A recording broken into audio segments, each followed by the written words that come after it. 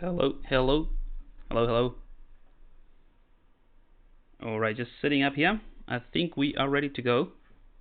Let me know, guys, if you can hear me, if you can see me alright, if you can see the screen. Just trying to set up the microphone. I know it's been a little bit either noisy or not loud enough. I'm just trying to sort that out before we get started. Alright. Hey guys, hey Teamfire, hey Neil,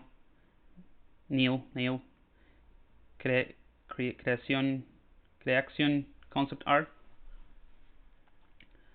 Great, how you guys doing? Just finishing up some quick setup here for some of the things that I want to show you guys today, and we are going to get started in just a few seconds.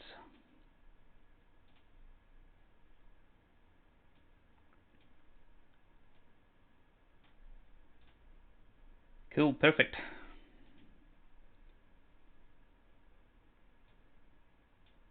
All right. Some of you guys have mentioned that you cannot see the chat properly, like that you cannot read it because it's a bit fuzzy, or maybe the resolution, I'm not sure. The chat that appears here on the top. Let me know, because I just put it there so that you guys have a bit of feedback of what the rest of you guys are asking and commenting. But if you cannot see it, maybe I can just get rid of it or make it bigger.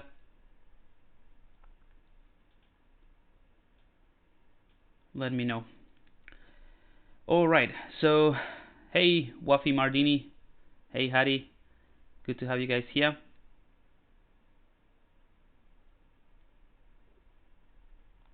Please paint yourself. I did. This is me. This is a self-portrait. Right. So yeah, I'm about to start. What I have here is just a quick render of this creature that I made. Well, I said I made it last stream, but in all honesty, I just did a quick sketch last stream.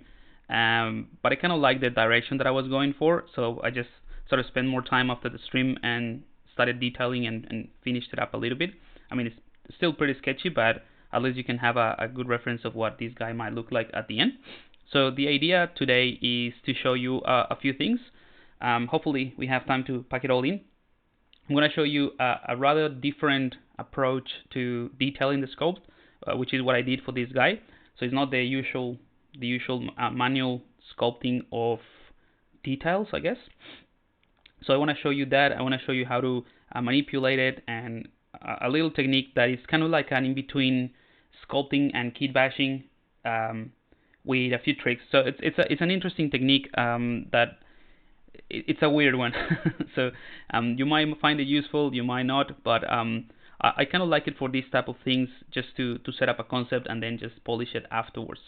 So we're gonna do that today, and then maybe talk about a bit of the Bpr rendering, because if you have a look at this one, so this is currently the sculpt. You'll see it's not like super detailed, just you have some indications of, you know, some weird muscles and the anatomy going on. This one was I mean, what I wanted to do with this guy was to do something slightly different, but part of the same world of the creature that I showed you guys last stream, and the one that I have for the what's the name the cheat sheet for compositing. So let me just bring that up so you guys can see it and know what I'm talking about.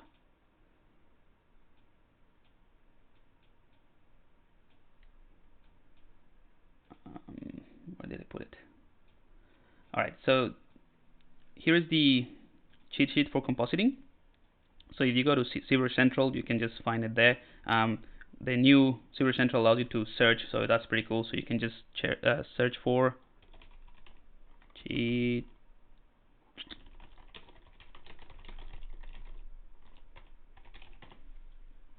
Yeah, so you just go to that one. You might be able, yeah, you will find it very easily. Otherwise, just go here and you'll get these. It's just a single landing page website, and you can just get it from here. So you can see this guy that I have here, the one that I'm working on, is kind of like the same thing, The difference is that this is kind of like hard surface. I mean, it's an organic creature, but I try to make it kind of like a rock type of thing. Whereas this one that I'm sculpting here, I wanted to do kind of like the opposite. So it's very fleshy, and you can see kind of like the muscles. Yeah, kind of like a creature without the skin. So that was the idea. So the other thing that I mentioned at the beginning is that I want to show you some tips as well, some tricks for the Bpr render, because this is just the normal matcap, and if I do a render, I get this nice kind of like depth of field and a more interesting render, and that's just a single Bpr render. I can move this guy around, do close-ups, and it just takes a few seconds to create this type of render. And if I get a bit closer, let's do another Bpr. You'll see that the ones kind of like these details at the back, they're a little bit fainted, and that's all because it's using the depth of field and sorry, not the depth of field, the depth map in the Bpr. So yeah, so hopefully you're gonna find that interesting. Let me just check the chat. Heidi's saying, can I rig it for motion capture? Do you mean this? I'm not sure what you mean. The character that I have here? This one probably not, but you can just retopologize it and do the whole process, and I'm sure you can. Hey Khalil, good to have you here again. Khalil, yeah, I used to have a friend in school a long time ago. Just remind me of his surname. His name was Richard Khalil from Lebanon. I think he was from Lebanon, not sure. All right, so I'm gonna get started here. Stop talking and let's do a bit more work. So I'm gonna show you the difference between this one and the one that I had last week. It's kind of like not a big difference really. So this is the kind of like the head that we did, and this is the new one with all the details. So I did a fair bit of work. It's still sketchy, but way more than what we have here. So I'm gonna show you hopefully how you can very quickly get from this point to this point in terms of the details and adding and exploring a little bit more of the design rather quickly. And someone else suggested that this can be kind of like an interesting shape for the kilt of a demon sword. So like if you see him like that, like if you get rid of the head, it will be an interesting sword. Let me just bring in my trusted Epic pen.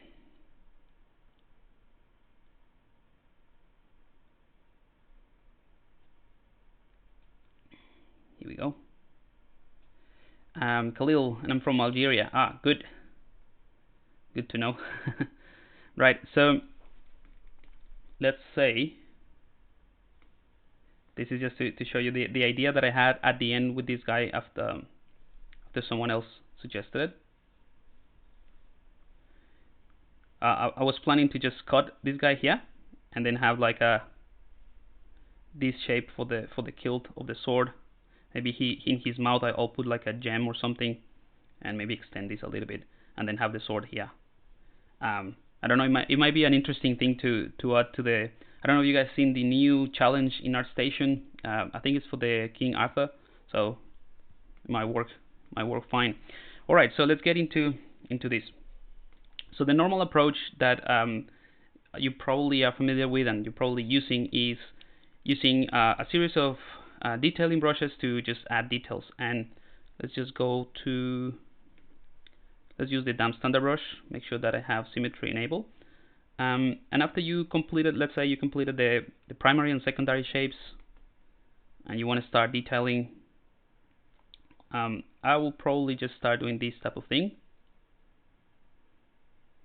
just to block in the kind of like the flow of the details that I want.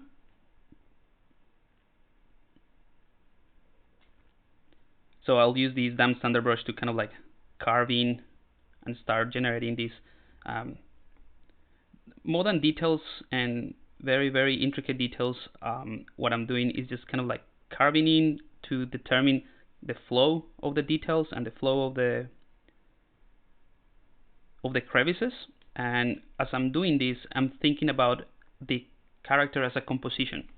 So just to give you an idea of the thinking behind of what I'm doing, not just placing them randomly, is if I want the viewer to pay attention to the face, right, and that's kind of like the focal point. I don't have eyes in this case, and we're naturally drawn to recognize faces and spot the eyes first.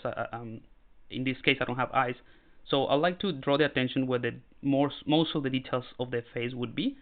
So what I'm trying to do with these details is kind of like creating a flow that makes sense in terms of the anatomy and where the wrinkles might be, but they all kind of flow into the little lines that point. Imagine if they were like arrows. They're all kind of pointing at the focal point of the character, and that's something that I think of as I work on these details. But again, this is kind of like the general approach, and the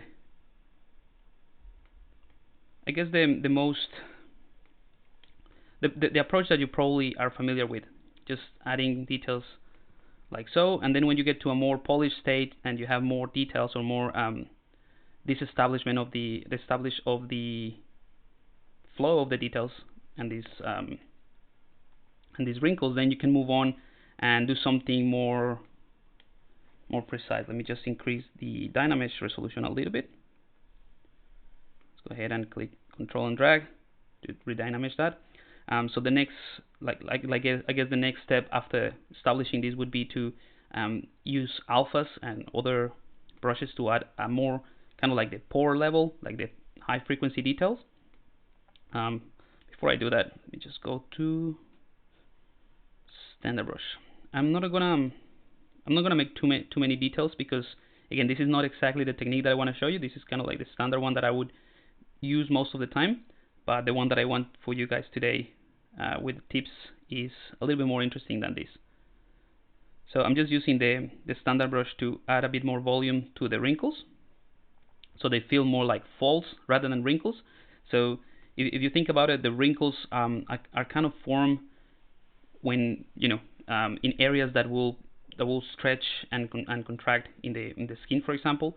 The folds would have a little bit more volume because they're kind of like overflowing. So these ones look more like folds than, obviously they produce wrinkles, but they have a little bit more volume. So just with the standard brush, I'm gonna kind of like add a bit more volume here. So very quickly with those two brushes, I'm just gonna go back in time to show you what I have here. So this is the result, and this is what we started with. Alright, so very quickly, two brushes, and you start to generate a bit more details. So now let me explain. I'm gonna check the chat, and I'm gonna explain the technique that I want to show you.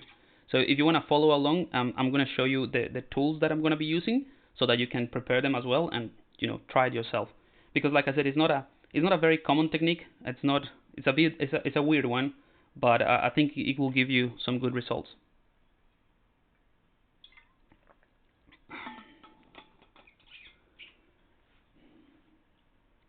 Hey Semper Nox, saludos Pablo, volverás como Dr. Animum, sería genial. Samper is asking if I'll go back to Animum as a tutor. I might in the future. I just need to find some time. I've been like working with pretty big projects for me, like that require a lot of my time. So at the moment, I'm not sure. I cannot commit to anything. I don't know if you guys saw the latest release of the Substance Painter guys. So that took me like a few weeks just working on that. If you want to check it out, just go to the blog. But so those are the type of things that I'm doing at the moment. So I cannot commit to that, but definitely something that is in the mix. So I'm gonna put this. I'm just gonna hide it for the time being, and I'm gonna show you. Let's try to actually before I had it. Like I said, I just want to show you the process before anything else. So I'm going to go into my Blackboard. All right, so the normal process, don't worry, your screen is not dead. This is meant to be black. So the normal approach of sculpting would be to create the blocking. So let's call this blocking. So you have a sphere for a head, let's say. Then you append a cylinder. So this will be the skull, and this would be the blocking. After you finish the blocking, then you take that and you start with the primary shapes.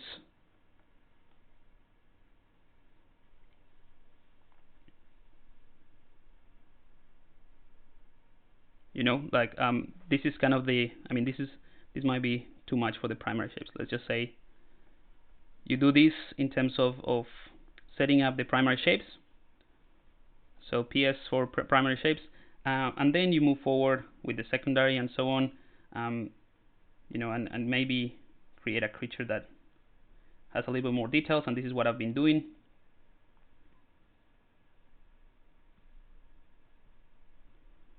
Right, so you start adding more details like the wrinkles,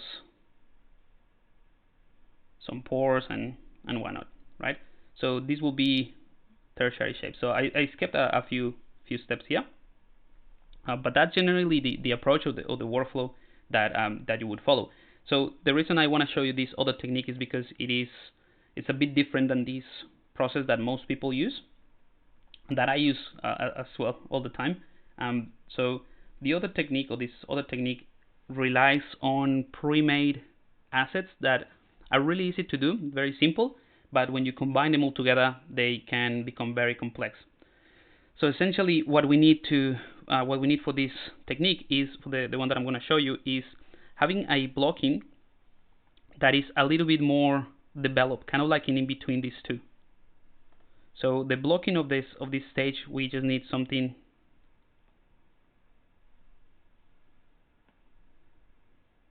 like that. So this is, I mean, it's a creature, but we need a blocking that is a little bit more developed, and like in between the primary shapes and the blocking, right? And then the primary shape and the secondary shape, which, you know, could be secondary shape, could be like in between these two, obviously. Then what we need to do is create a series of assets and do kind of like a kit bashing as well. And with those, we're going to produce a very complex series of details here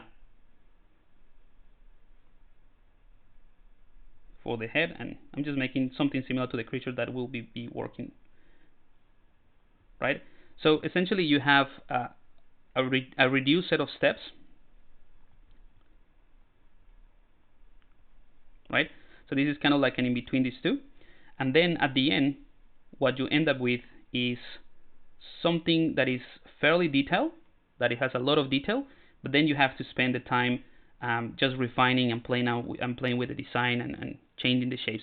So in a way, is you have the details first, and you have all the very cool, intricate looking mesh first, and then you go back to the primary shapes.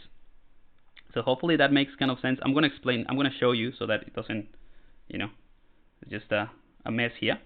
But that is kind of like the idea of what I want to show you. And it's a fairly simple technique once you get to know these steps. All right, so let me just see. Have a nice day. Have a nice day, Sampa. Good to have you here. Khalil is asking, do you use reference when you sculpt? Lots of references.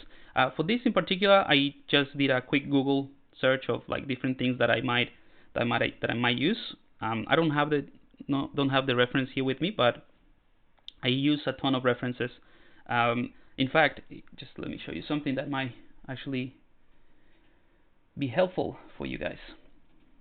So I use Pure Ref, and I'm sure you're familiar with that. That's not what I'm going to show you. Pure Ref is just brilliant software just for referencing.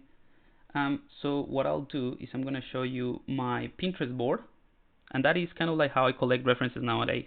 I don't want to keep a bunch of images in my computer. So basically, I'm going to show you a couple. So if you just follow me on Pinterest, just if you have an account, just type up Pablanda, like you see here, Pablanda. And I have a bunch of different like boards that you can subscribe to, and I constantly update these with like new things that I found. And this is what I use like kind of as an inspiration before I get into the references, and then sometimes I just take them from here and drag them into pure ref. So this one is one of my favorites for creatures and aliens. It's just insects, but they're like macro photography, and they just basically aliens to me. So look at this guy here, right? So you get a lot of that details on patterns on the skin, and you know, the shapes and the paneling is just fantastic. And obviously the reason I use Pinterest is because it has a killer algorithm to find very similar images based on the one that you chose. So like look at this one for, you know, this one is something that I use to test some different materials in Substance ones. So this is really, really cool for me as an inspiration to work on something, and you get like very, very cool suggestions of other insects. So this is the type of thing that I use as reference sometimes. This is another one that I really like, or that I constantly update, and this is just fashion. And to me, fashion is just one of those things that you can just it can inform like shapes and primary shapes, and define like, you know, weird looking aliens, creatures, especially if you're into creatures. But you know, all of these are just exaggerated, and I think it's just because the fashion in general, they set trends, so everything is over the top, everything is kind of like exaggerated. So that's why I use that as a reference to create creatures. I mean, look at that. You know, it's pretty incredible. But anyway, that's the type of things that I use for references and collecting stuff. So, all right, let's do some serious stuff. So basically, what I want to do is set up the details first, or set up the assets that I'm going to use as details. Bring my restream chat. All right.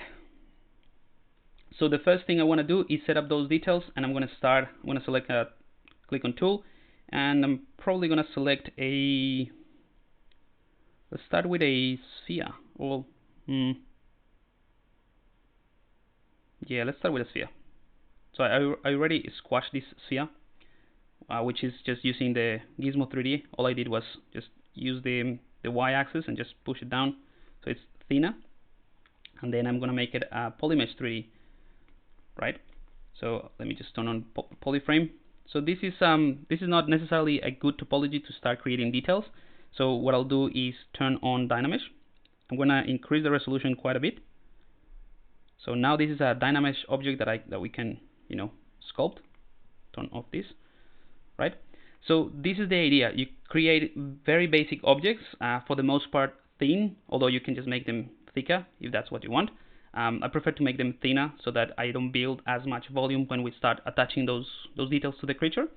So something fairly thin like this would work fine. And this Dynamesh allows us to do the details. So I'm not going to spend too much time creating very intricate and very specific details. I'm going to keep it very abstract, and that is part of the idea of developing kind of like the details at the same time as developing the overall design of the creature, of the character that you're working on. So let's go ahead, and I'm going to bring the Gizmo 3D. Actually, before I do anything with this, I'm just going to make a duplicate so that we can reuse this a few times. So duplicate that, and I'm just going to hide the top one, bring in the Gizmo. I'm going to squash it like that, and I'm going to bring in also, actually before doing anything, let's do some details. So you can use custom brushes for adding details. I'm going to show you the normal approach first, or the simple approach with the damp standard brush, for example. Just keep in mind, if you're using something that is very thin, in this case, make sure that you turn on back face masking so that you don't affect the back side. So let me show you what happens. So if I go like this and detail that, and I turn around, I might destroy this. It's not very obvious here, but trust me, if it is very thin, you will destroy it. So just enable back face masking, and that will protect, and that's protect the back. So that's under brush. Where is it? Brush auto masking. just here, back face masking.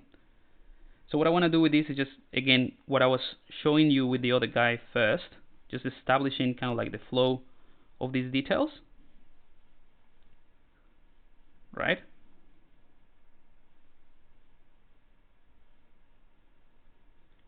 And it could be, again, I'm trying to keep it abstract, not too specific, and that is part of the value of this technique, is just keeping things abstract so that you're not constrained to a specific detail that you do. So it's different in a way from the kit bashing technique that you will find in hard surface model, where you have, let's say, a very specific bolt or a screw or something that is already ready to go, and then you just insert that to create that. This is kind of like the opposite. You create something that is very abstract to maintain, to keep you a little bit longer in that developing and development stage and designing stage.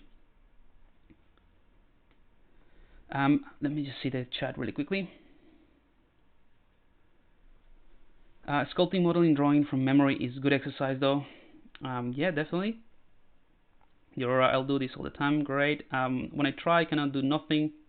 I can do nothing, and when I see video on YouTube, I always ask myself if they use reference or not. If I can reassure you that any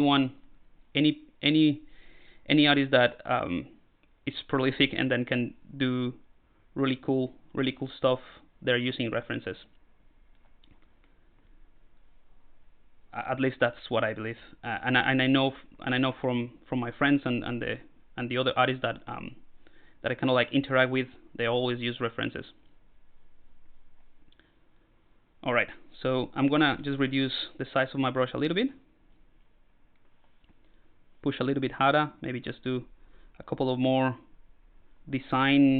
intentionally designed wrinkles or details in here. But again, I want to try to keep it very generic. I guess that's more than abstract. I want to keep it generic. That's a better way to describe it.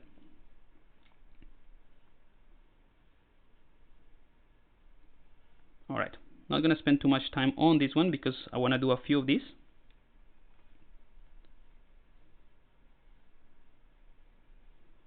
But this one should give you a good idea of what this first kind of step is, or the first step of detailing with this technique. All right, so I'm going to bring in the standard brush, the normal brush, and let's just add a few more ridges here, more, again, folds, I guess. You could use this for many things, but so if you look at this, at this point, it's like looking at, in this character that is more polished, it's like looking at one of these stuff. This one has a bit more work because after I put it in, I blended and played with the transitions, and I'll show you how to do that in a second. Right, so what I'll do before anything is just duplicate this, just to have the original version of this, and then probably now I'll just bring in the gizmo, and using the cog icon to access the deformers, I can go to the soft deformer, this one, deformer soft, and this one is just a really cool option. Let me just also turn off perspective. So this is a really cool deformer that allows you to manipulate these points, and it's kind of like a lattice if you're familiar with that in Maya or 3D Max. So it's like a lattice that allows you to change this quite a bit. So I'm going to move away from the circular shape or oval shape and make something a little bit more interesting. And for that, I can just use these controls, the yellow ones, to increase the amount of points. So that is pretty useful. Maybe also in the Z-axis as well. And remember, you have 3D here. So I might not use this one, so I can take the Y-axis and reduce it actually. There we go.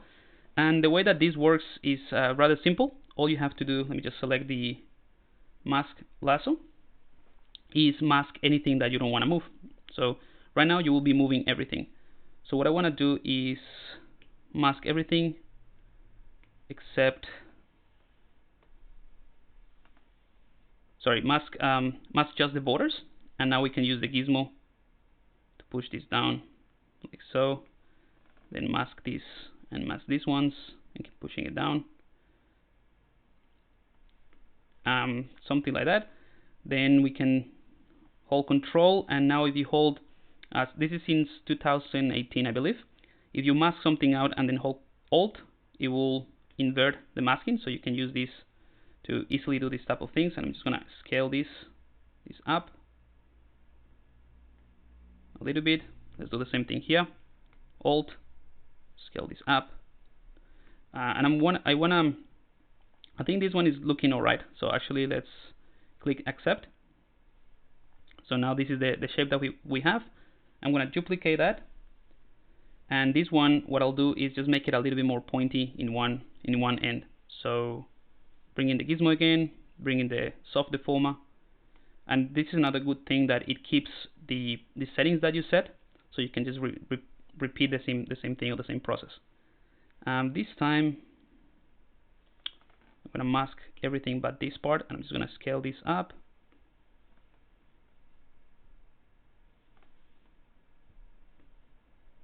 And all I'm doing is just masking, right?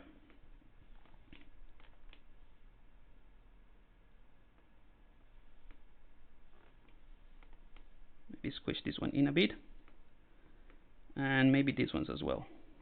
So mask everything, push it closer, mask everything, push that closer. I want to make this a little bit more pointy, and you'll see how this is going to help us later on. I'm just going to scale it as well. Alright, and accept that. And obviously you don't have to use the gizmo to do this thing. I just want to make sure that I maintain kind of like a flat, semi-flat angle here, but you don't have to. You can also use the move brush, make sure that I have AccuCurve so that you can have like a more pointy way to manipulate the polygons. So I'm going to do this type of thing just to add a bit more form.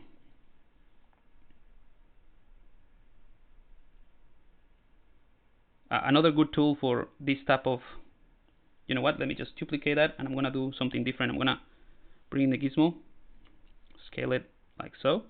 And another good brush for this one is the Move Elastic. So if you go to Move Elastic, that allows you to change this a bit faster, and give you this rubbery effect, which is pretty cool.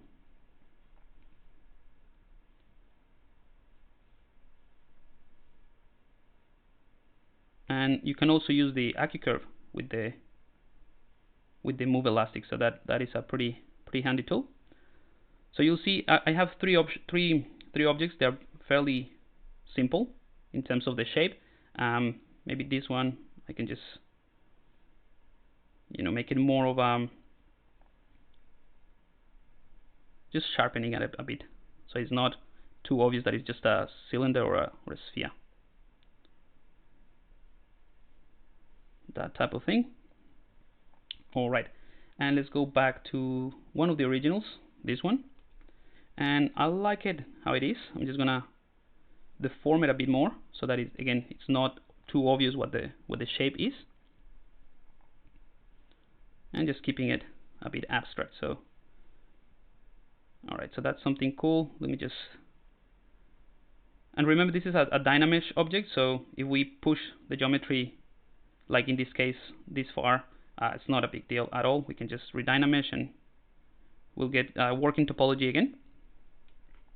Oops, that's not a good one.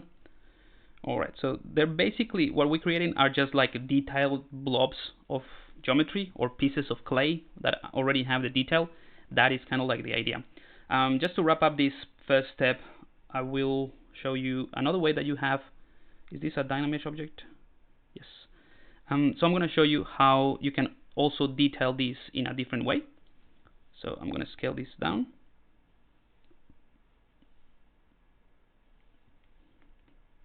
And just play with the Move Elastic brush to change the shape a bit.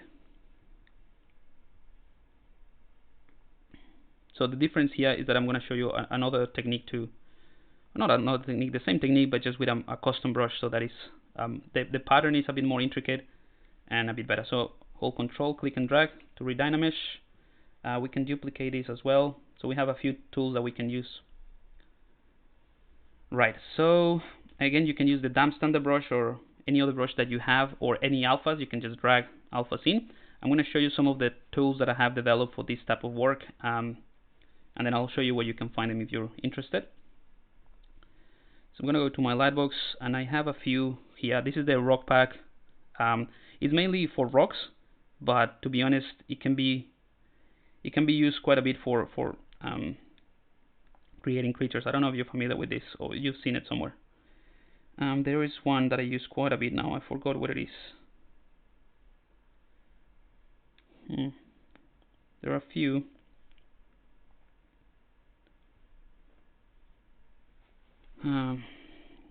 Here we go. So the rock layered builder.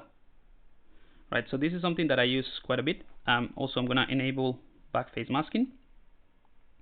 And you'll see that with a single stroke, that's not the one, actually. I think it's, no, maybe this one, control layered, that's the one. So that's one of the ones, I think I forgot what is the one that I use. Maybe this one. Yeah, so this one could be one. So with a single stroke, you can create this type of thing. So I can use this to just generate a bit more details like that. You'll see that I don't have the backface masking selected. So let me undo that. Turn on backface masking. And this is more like for a rock thing, but we're gonna break it apart a bit more.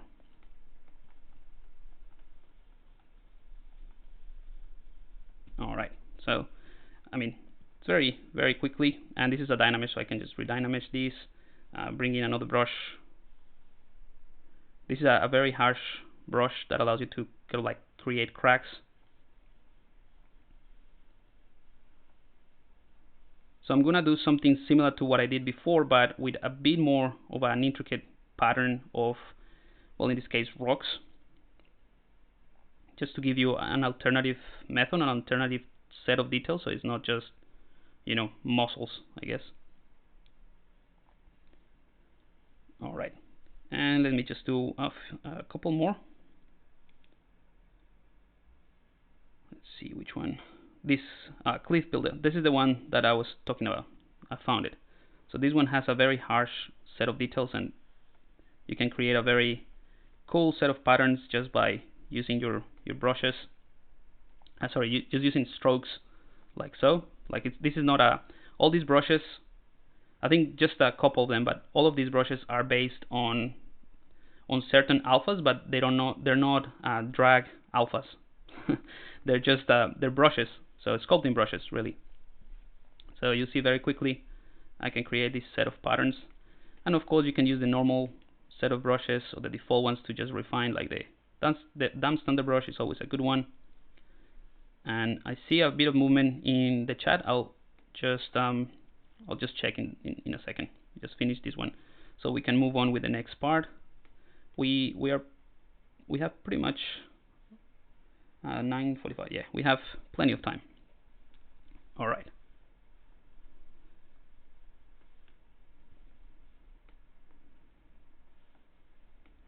So it is the same thing as, let's say, this one. Obviously, the biggest difference is that this has way more detail in, like, more high frequency detail done with these brushes. I'm gonna take this one. Hang on. I'm gonna take the second one. Go back to my cliff builder, and I'm just gonna exaggerate this. Make sure that I have backface selected or backface masking selected. Let's make this a bit stronger so the details are bigger.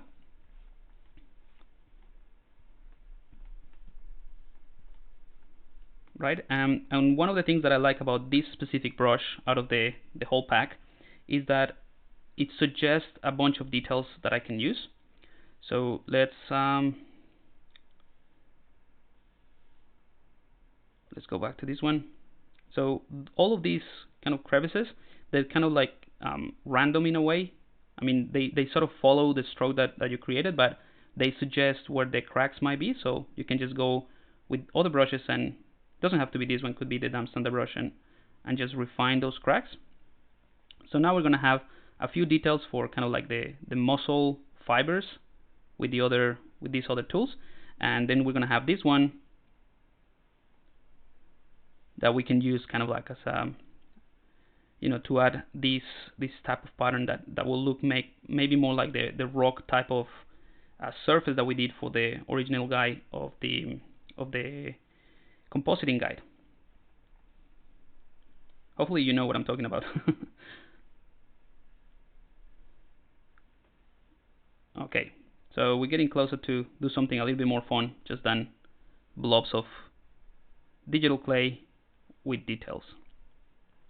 Hopefully, I mean, I know this might not be too exciting, but it's gonna make sense, and you'll see the value of this technique in just a second. Cool. All right.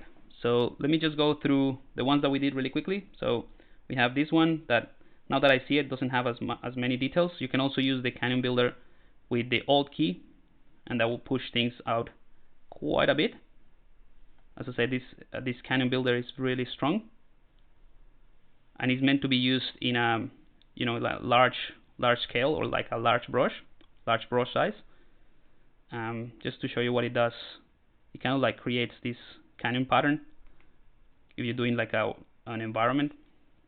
But if you push Alt to invert the effect, and then you do it with like a small brush, you get these very sharp edges. Alright, so again, we have this one, this other one, simple one, different shapes for the simple one, and so on.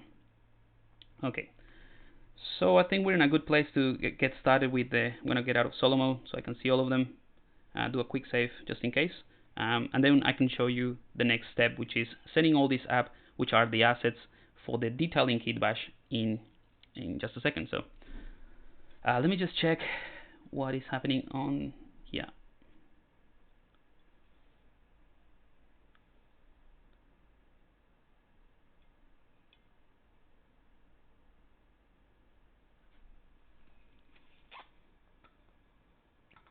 Hey, human sculpt tutorials, please.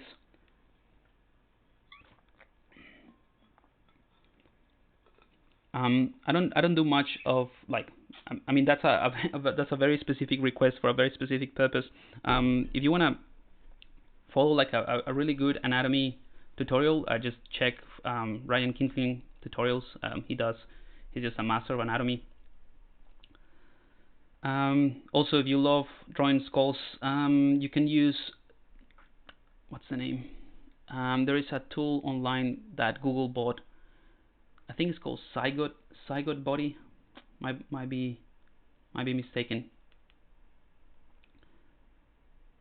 You basically, let me just see if I can find it. That will be a good resource.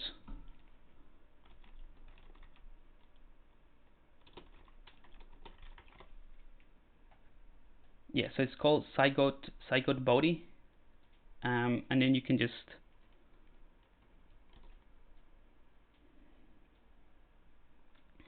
it's just this set of references, and you can go to the bone. Basically, you can just go up and down.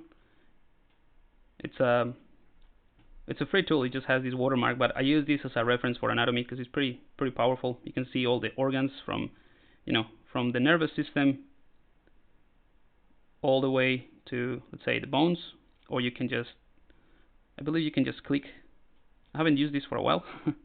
Yeah, so you can just hide everything but the bones, for example.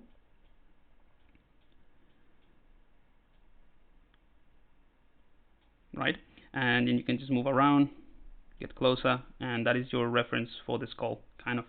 So it might be interesting for you guys. Zygotebody.com. It's a pretty good one. All right. Can you show how to use alpha map in continuous way for decoration? Sure, we can do that in a second. Rudbig asks, una pregunta, ¿llegas a usar también Sculptors Pro o solamente Dynamesh? He's asking if I use Sculptors Pro or just Dynamesh. I use Sculptors Pro quite a bit as well. I just find it easier for demonstration purposes in this case to just show Dynamesh, and if I have to re-Dynamesh, I'll just do it. But I do, especially when I'm sculpting everything from scratch, or if I'm doing something in a post already, which I rarely do, but if I do something like that, more kind of like a traditional sculpting approach, Sculptors Pro is just fantastic for that. did you make all these brushes? I did. Let me just give you a link to that. Hey Kyle, just so you think.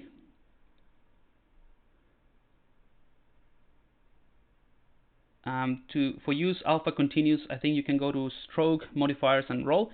You're correct, Khalil. That's one of the options. However, you need to make sure that the alpha is tileable, and also the distance. It's important. Let me see. Yeah, I'll show you guys how to do that in a second.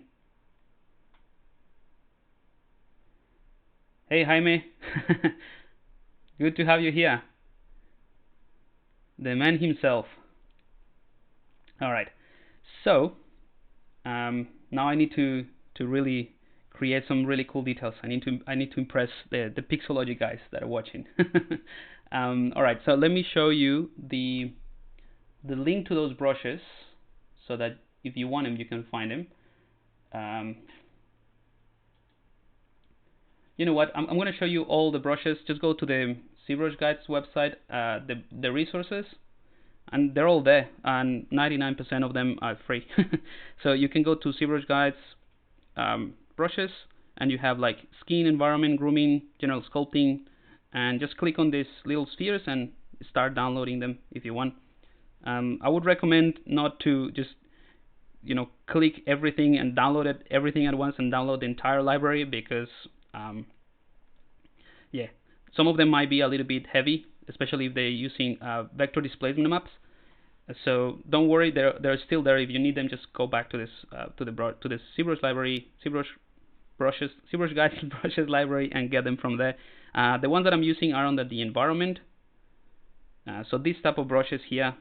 So some of them are free. If you want the entire pack, just click on this thing, on that banner, and that will give you. There are like 70 odd brushes. Yeah, 70 custom brushes, and you have different type of brushes. So structural brushes to create the primary shapes, secondary details, blah blah blah, all that, and it comes with a bunch of extra stuff. Yeah, feel free to check that out. The other ones that I don't know if I used them already, but they are here. So similar to these kind of like cracks brushes, and maybe I'm going to show you how to make something like this, a way simpler version of this, using the tileable alpha, as I think Khalil asked. But the other one is here, the skin brushes pack, and this is a similar one. Again, they're not drag alphas; they're actually sculpting brushes. So this is something that Marlon, the master of likeness, did with these brushes, and you'll see they're pretty useful in that sense. If in the hands of a good artist, they're pretty useful. Anyway, so yeah, just go there and find some resources if you need to. All right, so let's go ahead and continue working a little bit. Let me just do a quick Bpr render. I want to check. Yeah, so this one doesn't have too much depth, and just want to show you something cool. So if I select a black color for the background, and I go Bpr, I'm using the filters to create this kind of like look, which is something that I hope I'll have time to show you. So let's move a little bit faster with some cool stuff. Alrighty, so by the way, so if I go to Lightbox, if you don't have this Lightbox like this, you can just change it to these different number of tiles vertically with these buttons here. And if you click down here at the bottom, at the moment you won't see it, but if you click here at the bottom, or maybe just let me go to, so this is probably what you will see by default. I forgot, I think 3 tiles vertically. If you click here at the bottom, you can just scale it up and down. I like to have it full screen, since this is just my my file managing system. Oops. Go to 4 and then just push this down. Alright, and if you cannot see some of them, just click anywhere and drag, and that allows you to navigate your brushes. So if I go back, there is the ones that I was talking about are these. Where are they? Oh, here, the skin brushes. So they're very similar.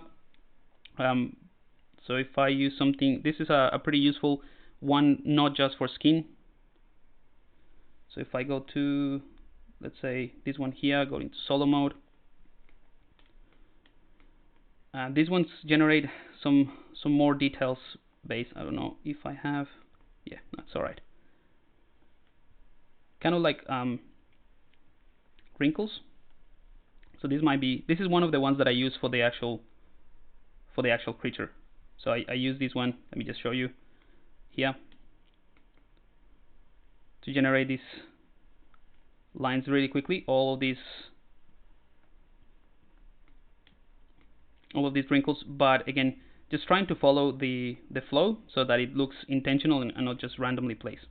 All right, so let's move on with the next step of this technique. So now that I have 6 different objects, I want to create an insert brush with all of them. However, they are a Dynamesh object and they're rather big. So at the moment, the active point, which is let's start with this one. Just this one has about 235,000 polygons. So that might not be optimal for a. You can totally do it, but it might not be optimal if you want to create a bunch of these ones on top of each other. So the first thing I need to do is let's turn on polyframe. Hopefully you can see that. Let me change the material. That is a little bit better to see. Let's go to the C plugin, attach that to the right, and I'm going to pre-process current from this Decimation Master. So the Decimation Master is the one that allows you to maintain the volume. It's a killer algorithm. Again, it just analyzes the entire volume and maintains the shapes, but you can reduce the polygon count. So once you pre-process the current subtool, you can play around with the percentage here and go decimate current, and you'll see it just dropped it to 27,000. But if I turn off the polyframe, you'll see that it's maintained properly. I mean, you can see a bit of the geometry, but that's fine. I mean, we just need this as a base for the next step. All right, so I think 10% is, it's all right. I'm gonna do it 10%, decimate current, and we have 23,000. It's still quite a bit, but Zbrush can handle it. All right, so I'm gonna use my arrow keys to go down to the next one. You could also pre-process all of them, like all the subtools that you have, and then decimate all of them at the same sort of rate. But because the details are slightly different, I might do it just manually really quickly. So pre-process current shouldn't take too long, and that way I can determine exactly what is the percentage that I want to decimate each piece. So decimate current, you see the volumes didn't change much. You maintain all the details, but now we have 23,000. Let's go to the next one. Pre-process.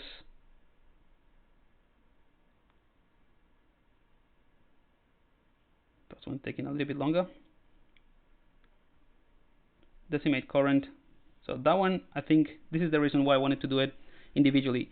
This one you can, I reckon, put it even lower or reduce it a bit more. Let's go 5. Decimate current. Yeah, so 16 is much better. Even more than that. I'm gonna exaggerate it. All right, that's pretty good. Let's go to 1.7%.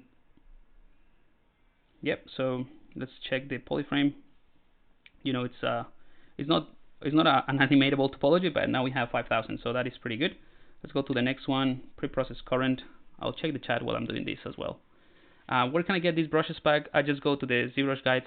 Thanks, Tiago. Yeah, just go to the Zbrush guides and it's in the resources. There's resources for materials and a whole bunch of stuff. So if you go to the resources and then go to the brushes, all of the brushes are listed in there. How do you insert a brush? I'll show you in just a second. Let me just prepare it first. The idea is to reduce the amount of polygons that you pack within the brush so that when you drag and insert a brush, or insert a mesh within a brush, it doesn't add too much polygons. So let's just decimate current. Brilliant. Pre-process current.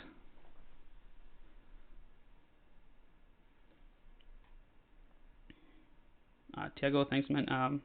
Hanifer. Thanks, Pablo, for giving us the brushes. No worries, my pleasure. Decimate current. All right, and I think we have one more left. Yep. So as you can see, the process is very simple. It's just a series of steps. Once you kind of like know this little workflow, it's really fast. All right. So altogether we have 70,000 points, and that is much more attainable for an insert brush. All right, let's create an insert brush, and tweak that brush so we can create very intricate details into the character. Once I finish with this process so that I don't break the workflow, I'll show you how to do the tileable alpha. Okay, so now that we have all of these here, the process of creating an insert brush with all of these is actually very simple. You can create an insert brush with just one with a selected subtool, or you can create a multi-insert mesh. And that's the one that I'm going to create so that I have all of these assets within a single brush. So let's, you know what? I think it's going to be better if I just switch to the standard UI. No, I'm just going to show you how it is. So I'm going to put in the brush palette here on the right. All right. And I'm going to go to, I'm going to just click on the brush palette thumbnail brush and then go down the bottom here where it's, you have all these buttons. So if you click create insert multi-mesh brush, it's just going to create all of them, which is the one I'm going to use.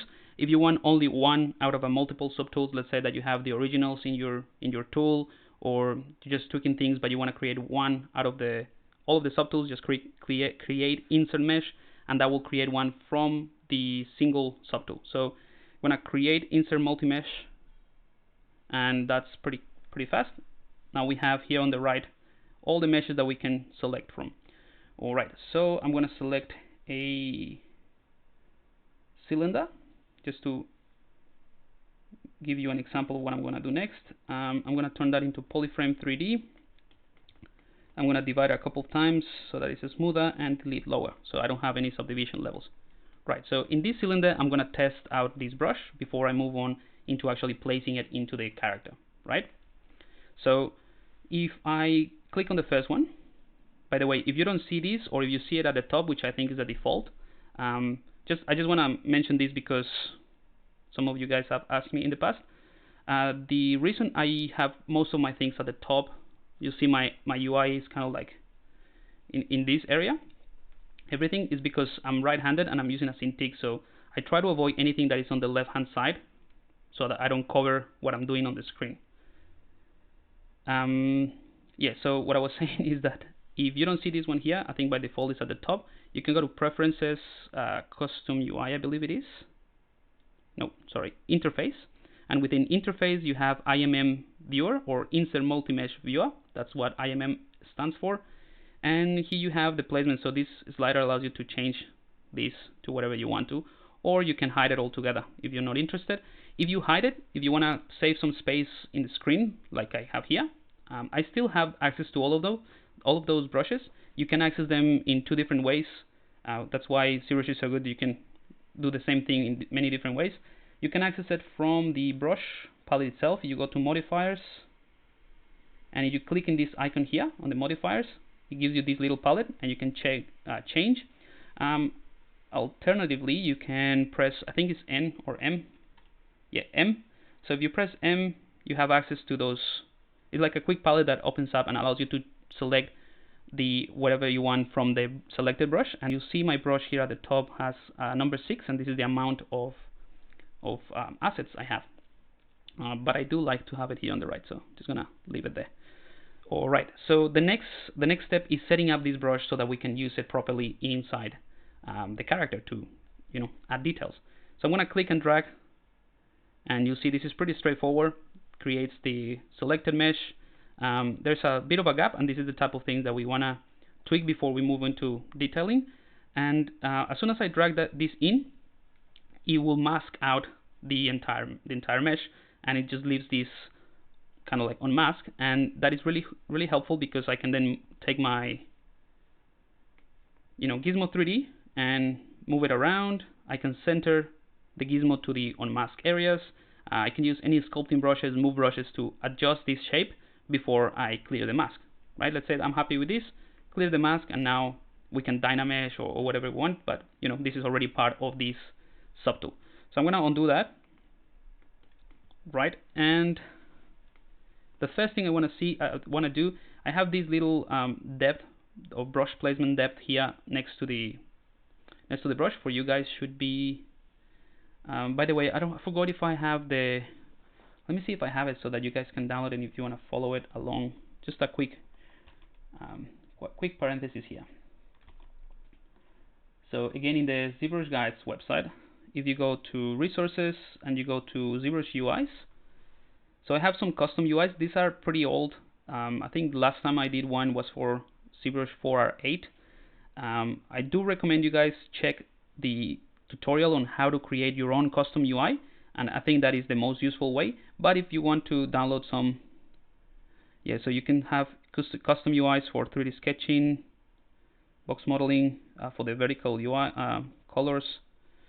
Yeah, I don't have it here. I thought I had my custom UI, the one that I'm using, but I don't. So I'll put it there if you guys want this particular one.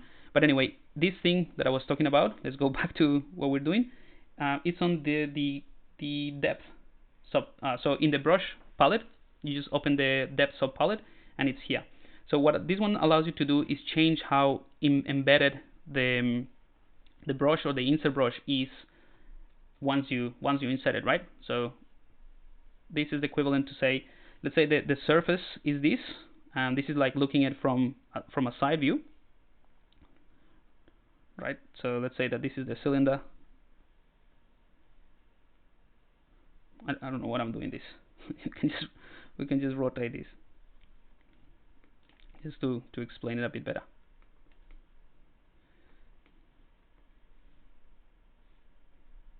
Right, so this surface is represented by this middle line here, right? And this little point in the middle, that would be the middle point of the entire volume. So let's say that you have an object that is like this, and you're going to insert that into this mesh. This little point is, it kind of like creates a bounding box. So let's say around the volume, the entire volume. Right, something like that.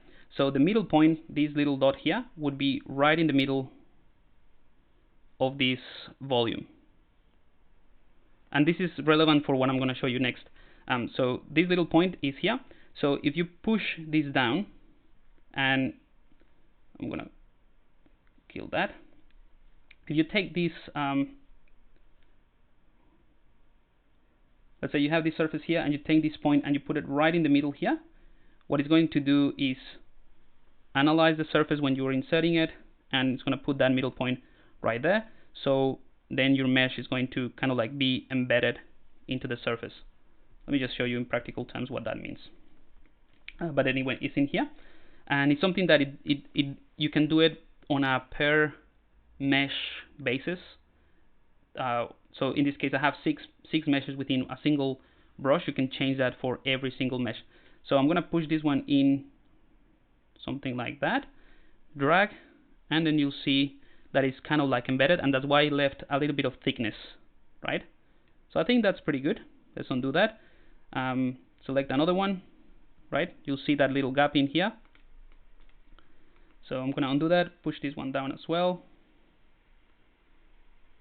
So that's pretty good. Let's do the same thing. And again, I like to do it individually, because depending on the thickness of each object, these will vary. Right, so push it down.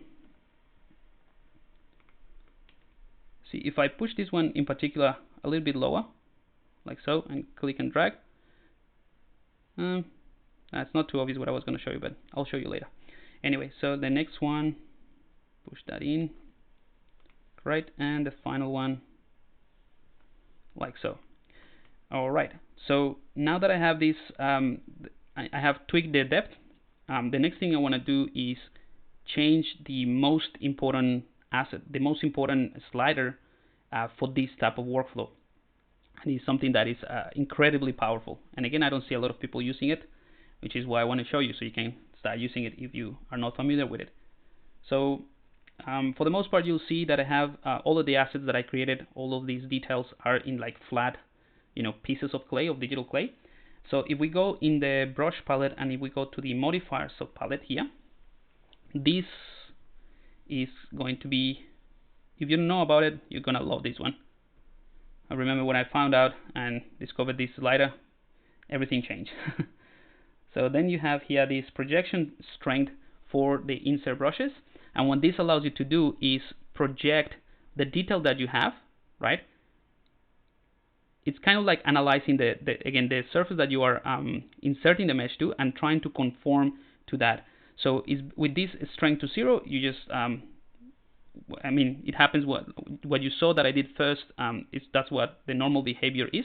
If you push this to 100% or to, I think it's 1, not sure, to 100%, then when you insert this, let's say in a perspective, you have this kind of like this plane, right? And when you insert this into this mesh, Sivash is going to try to project it to conform to the underlying shape. So that's an extremely powerful thing. In fact, there is a tutorial in the Zbrush guides called hard surface modeling trick, or if you just filter the tutorials by hard surface modeling, I'll show you this technique as well, but for hard surface. So let's go ahead and project, increase the projection strength. And this is a setting for the entire brush. So it will apply this to every single asset, right? So this is just a brush setting. So you'll see as soon as I do that with 100%, click and drag, and Zbrush tries. I just realized something that's important. Anyway, Zbrush tries to, if I look at it from the side, you'll see that now this shape that it was a flat kind of shape is sort of moving around or deforming based on the shape. So if I put it in here, maybe this one is more obvious. You'll see Zbrush kind of like does this thing. So this is a really easy way and really cool way to add details. You can just do these type of things. Just have to be careful with this. I'll explain this in a second, why this is happening. But you know, you can do these type of things. I made a mistake. Let me just correct it really quickly. Which is, let me just undo that. When I create this, I wasn't in a kind of like flat perspective. I was kind of like this. So if you see it from the top, it was kind of like in an angle. And this is something very important that you need to keep in mind when you're using or creating insert meshes. It has to be the insert mesh or the subtool is going to be inserted based on the camera angle. So if you want to insert these type of things kind of like sticking out of the geometry, you'll have to create an insert brush from this angle. So I had it like slightly angled, and that's why it's creating that weird looking thing. So let me just do it again. So I'm going to create a new multi-insert mesh, this time holding shift to snap to the camera. Create insert multi-mesh. Alright, and go back to my testing cylinder. So it's exactly the same thing. I just want to tweak this really quickly. I already know for the most part, and I already showed you what this does. So I'm just changing the depth. And so we have something like that. That's much better. And let's go ahead and open up the modifiers again. Projection slider, the projection strength to 100. So look at that. That's great.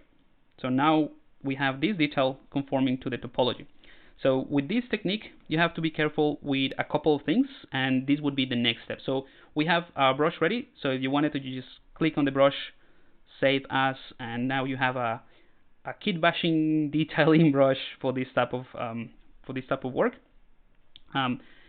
So we completed with this next step, which was setting up our brush and have it ready for details.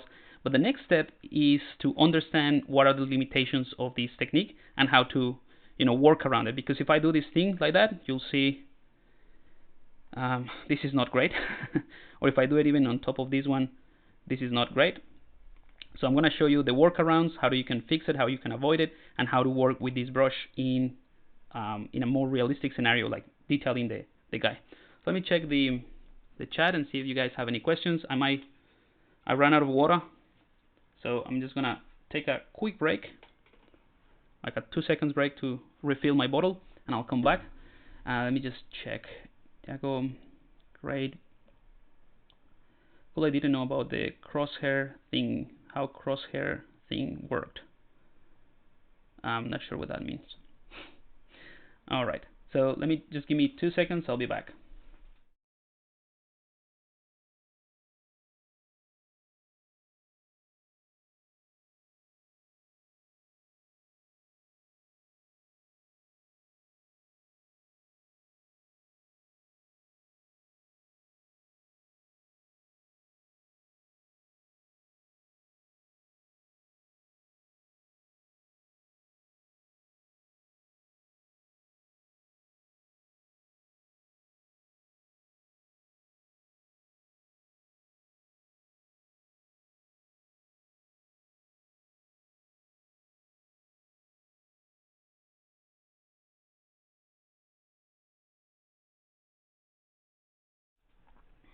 All right, I'm back here. Cool. So, sorry. So the next thing that I want to show you is, again, how to avoid those problems that I was mentioning, this type of thing. And that is simply because the way that this projection strain works.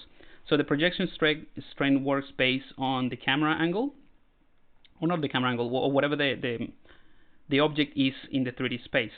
So if I do this thing like that, and I just move around, hopefully this is going to be clear. So what's happening here is that Zbrush is projecting this object, and the projection is grabbing whatever information in the depth is on the current canvas, or in the viewport, if you will. So it's grabbing the information of up to this point is great, because it's grabbing all that information and the curvature of the cylinder, and it's projecting this. But as soon as it gets to this point, some of these vertices are just kind of like shooting into the infinity, and that's what they're trying to conform to the entirety of this mesh. So that's why they're pushing back like that. And then after that, this other part doesn't have anything to project on top of, so it just assume it's a flat depth. There's no depth information, so this is kind of like 100% flat, right? So this is something that you have to keep in mind, that when you project, you need to make sure that there is, let's go back, that there is, I mean, you can totally do what I did here before, like, you know, this type of thing.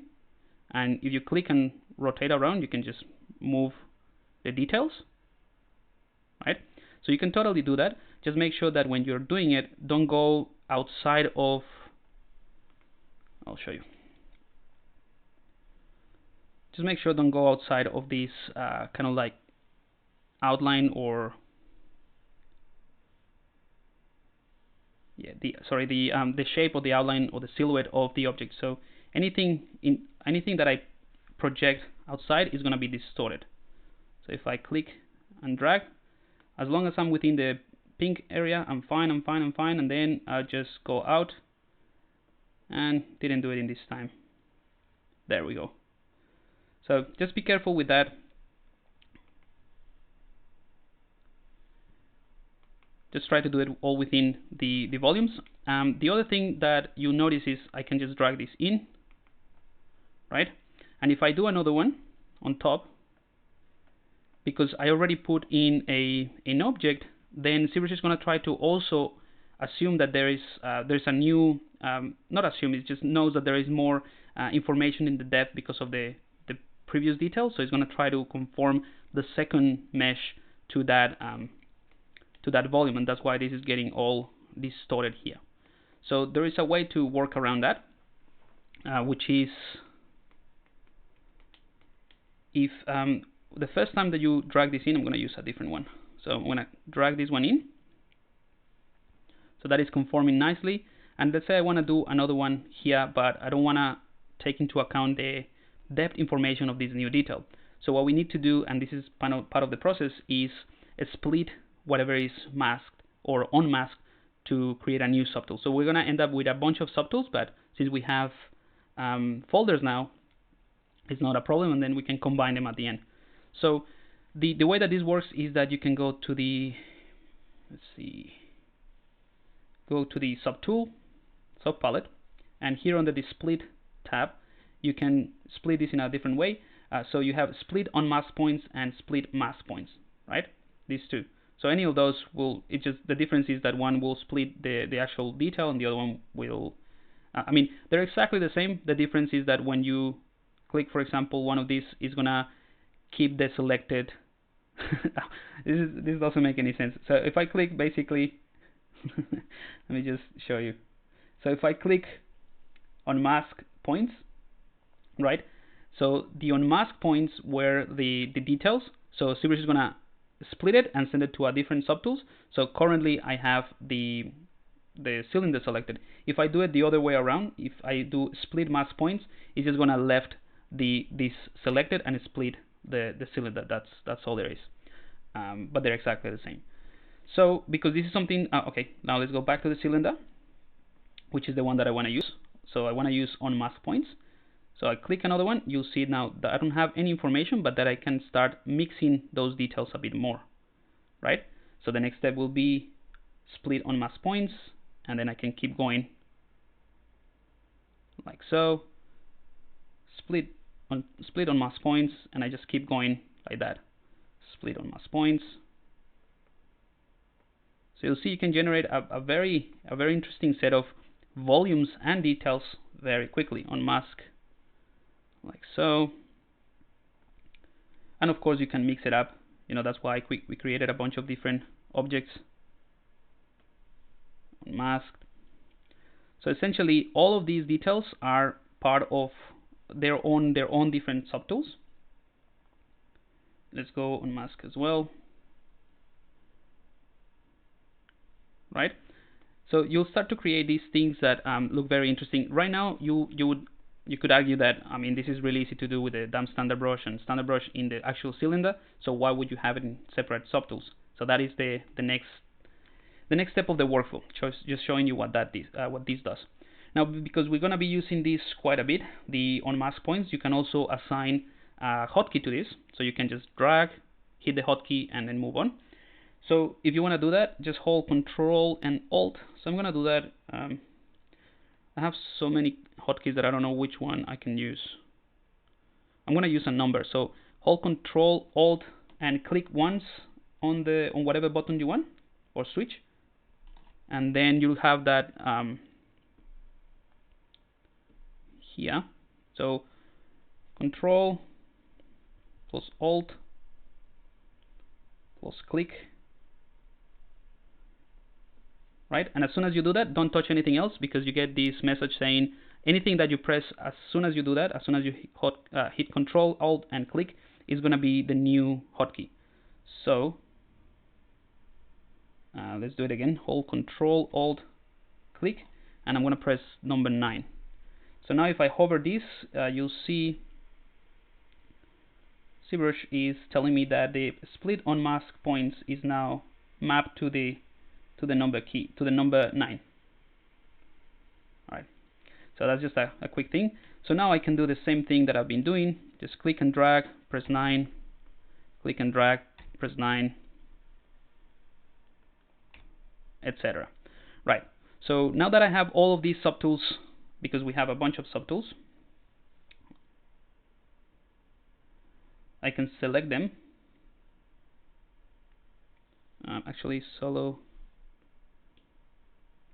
One second.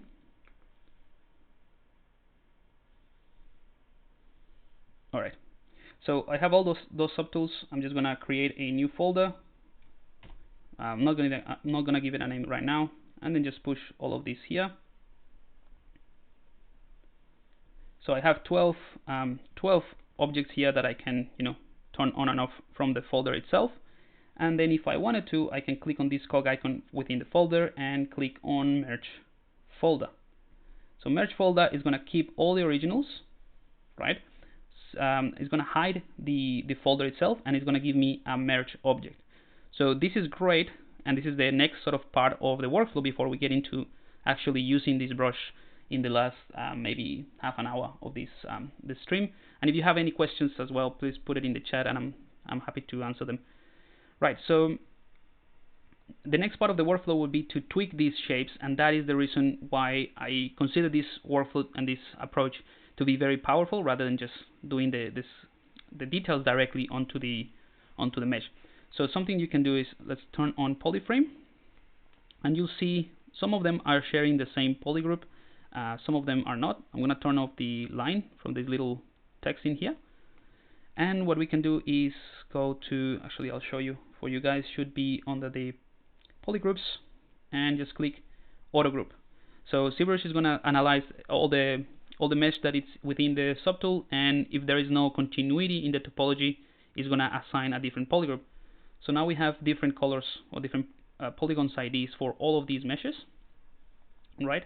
And what's really cool about this, let's turn off polyframe, is that we can do, let's select the move brush, or you can use the move topological, would do the same thing.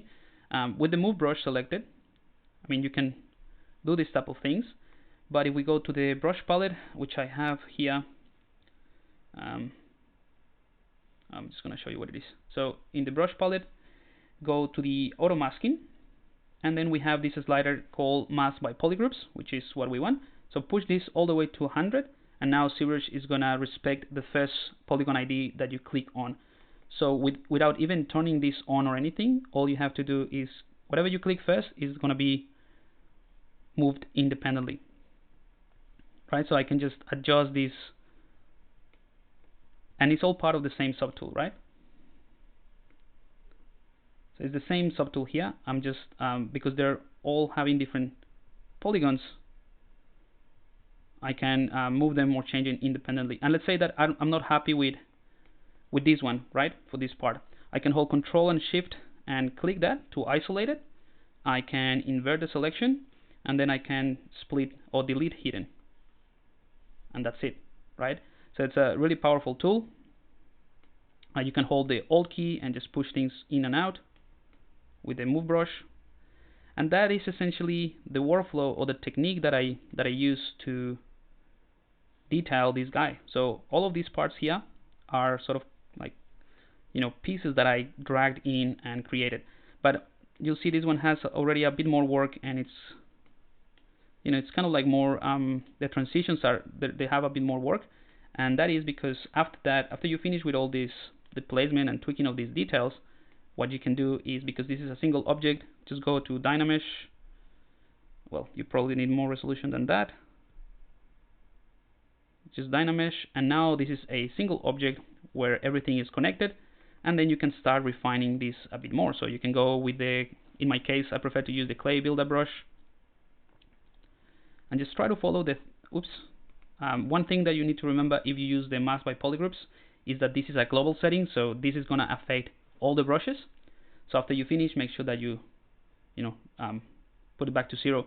I have a custom set of macros here. So this MVP on and MVP off stands for mask by polygroup on and mask by polygroup off.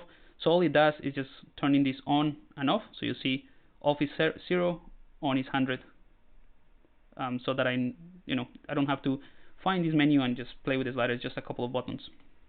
Because to be honest, I've never used these kind of like with a half intensity. So it's just on and off for me.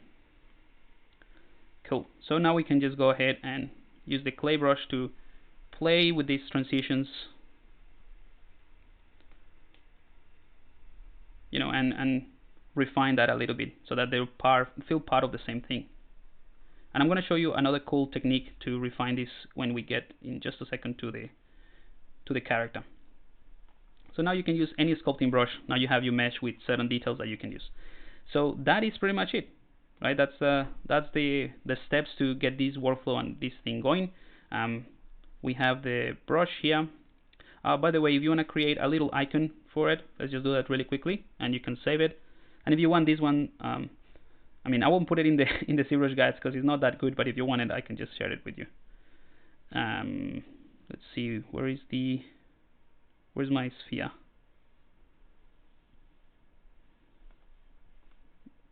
All right. So just the sphere that I make into a Polymesh 3D. This is an on-off sphere. All right. So I'm going to take my brush, and just so that I remind myself of which brush it is, to create a little icon, I'll just do that. Whoops. This 9 to separate it. I'm just placing the other one. 9 to separate it. 9. 9.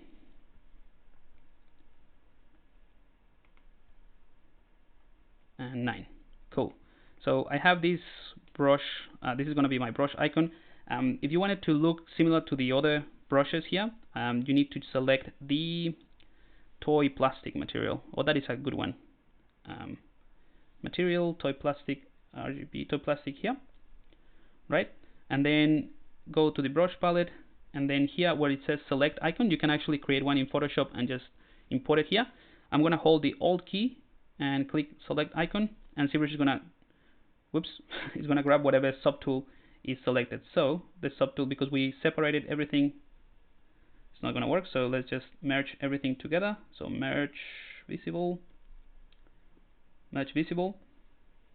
So now select the merge visible thingy, and now let's do it again. Hold the Alt key, select icon, and now you'll see we have the little icon here for the brush, and you can also go to the Create subpalette in the Brush tab, give it a name. You can set some edit brush credits. That's what I do before I save with the ones that I share with the Zbrush guides. That just gives credits to, you can put your name in there and the link to your website. So if someone finds useful the resources, they know how to go or where to get more, I guess. Yeah, so you can rename it at the time of saving. So if you go save as, you just give it a name, and that will be it.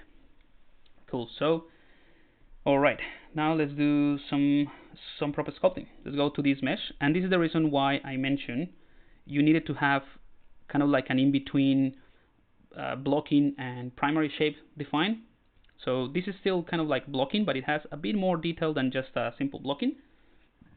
So the idea is that now you have more volumes and more curvature to insert those meshes. I would probably smooth out this actually because it's too many details, and those details are going to be given by the brushes that we created. Let me just check the chat and see if there is any questions you guys have before we move on. Hopefully that workflow of creating these brush details is clear. Awesome, thank you. How would you merge it later, or you don't merge these pieces of geometry inside of Subtool ever? Yeah, I think I already covered that, but basically, yeah, I would just dynamesh everything, even with the base mesh. This technique, these pieces are just to generate details with volume already, but then I still have to go through a pass of refinement and making sure that whatever I have in there is intentional, that they have set on flow and that it works. And I'm going to show you that. Hopefully we have plenty of time for what I need to show you, and hopefully we still have time to show you the tileable alpha. Khalil says, by the way, I really love what you did with the substance, the zombie. The question, can we create roughness map in Zbrush and export it into Maya or Blender or other? Yeah, absolutely, you can. I mean, roughness map is just a black and white image. So as soon as you have a good understanding and you wrap your head around that most 3D softwares work with gradients, with a black and white image to drive many effects, then you can run with it. So the roughness map is just a black and white image. I think for most software, black means non-reflective, or like it's not rough. White means rough. So all you have to do is create a black and white image inside Zbrush using polypaint, create a texture and export it, and you can use that as a roughness map. That's really it. Yeah, so that's the way that I would create a roughness map in Zbrush. The only thing is that you can obviously not see it in real time. You cannot see the difference between a reflective material and a more matte material. Actually, you can. There is, not in real time, but there is a way to do it, which is if you create, just think about it, that if you create a black and white image with polypaint, or not a black and white image, if you create a polypaint with black and white, you can turn that into a texture that is black and white, and then you can use that texture as an alpha to basically mask the entire mesh based on your polypaint. So that way you can apply, let's say, this madcap gray to let me just show you because that might give you some ideas. It's just completely outside of what we're doing, but very quickly. So I have this madcap. I'm going to go to material, and I'm going to fill object. So now this material is attached to this object. No matter what material I change, it's not going to make any changes. Right. So if you have a black and white polypaint, you can go, and let me just do that for the sake of showing you this, because it's a cool technique. Right, so everything is white in this model. I'm going to select black, and I'm going to create some squiggly lines here. And let's say that this is the roughness map that I'm painting for this creature. So everything is white, but these areas that are black. Right, so what I'll do is go to the masking palette, masking subpalette, right? And I'm going to click by the way, I haven't done this, so hopefully it's gonna work. I'm just going by theory. I haven't done it. So mask by color or intensity. Oops.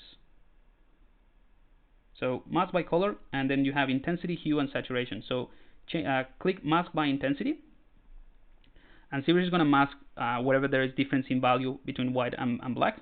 So I'm going to hide the mask and also hide the poly paint. All right. So if I go back to masking, you'll see view mask. I have some masking, right? So what you want to do in this case, if I want to make the black bits a different material for the roughness and just kind of like do a preview of the roughness in ZBrush, I can invert that mask, and I'm just gonna hide it for a second, and I'm gonna select another material. Let's say this one, so it's very obvious, although it's not very shiny.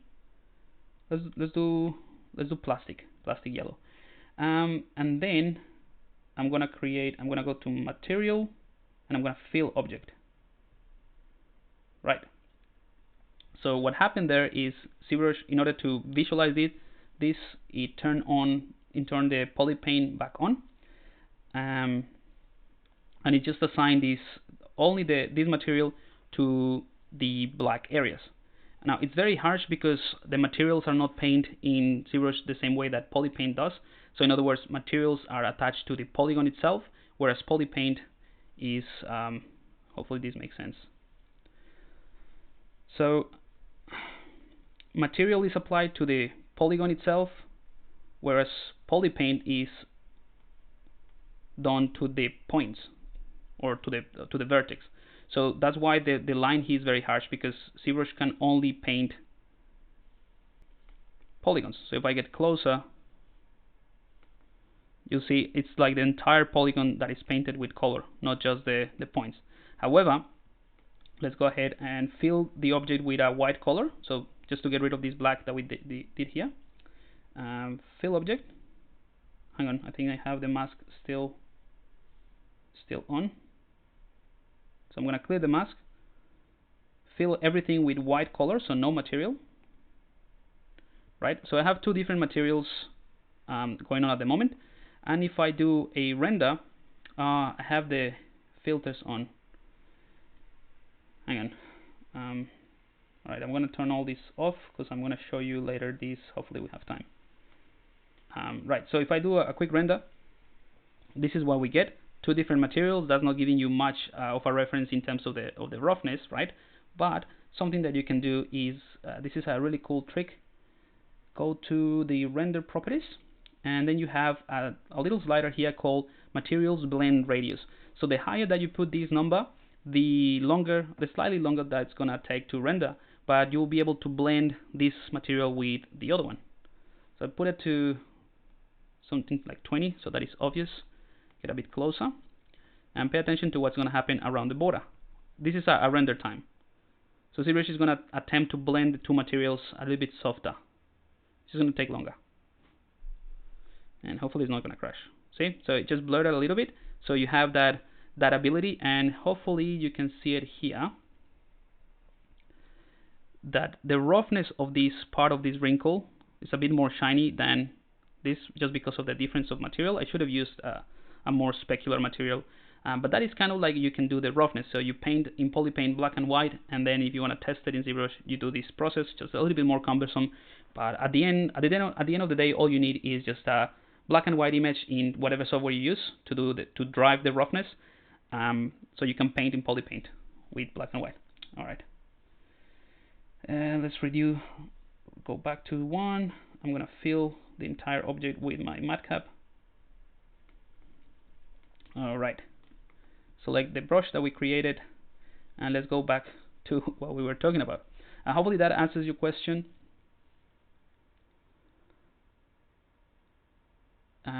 So hello, is there a good way to create Bpr materials in ZBrush? A tutorial would be great. There's PBR materials in ZBrush. No, there's no such thing.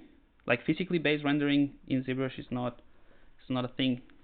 You can create the passes. You can create all the maps and then put it together in something else, like what's the name? The project, The Alchemist. That's a pretty good one. You can export all the maps from ZBrush and then just put it together in in Substance Alchemist. Hopefully that sounds good. I lost the whole. Not sure what you mean, Mr. Manson. In order to paint with material, we need a good topology then. Yeah. I mean, you need more resolution. It doesn't have to be perfectly fine topology. You just need to have enough resolution, so a lot of polygons, so that is not noticeable if you want. I didn't know about the blend materials thing. Thank you. You're welcome. It's a really great tool that you can just play around with, and you can blend most materials, especially if you use the material blending or material shading in the Bpr, in the filter. Sorry, that would be really good. All right, so let's do this really quickly. Probably we won't have time to finish it up, but you know, that will give you an idea of what I'm doing. So before I do anything, this is bothering me a little bit. I'm just gonna flatten this using the H polish brush, and this is still a sketch, dynamic sketch, so we can.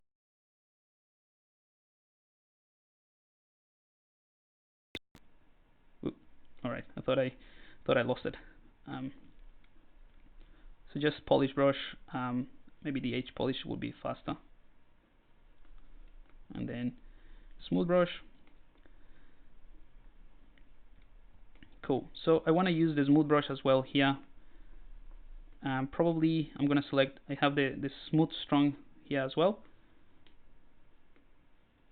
with less intensity, just so that I can get rid of all these bits that I showed you at the beginning, because that was just showing you the approach of the more manual approach to, or traditional way to add details. But because we have the details embedded into those meshes, we actually need less contrast in the, or less variation in the volume. So we need something else. I mentioned it's better to have a more, blocked, just the blocking, or an in between the blocking and the primary shape. So I'm just gonna try to keep it very simple here, smooth everything out.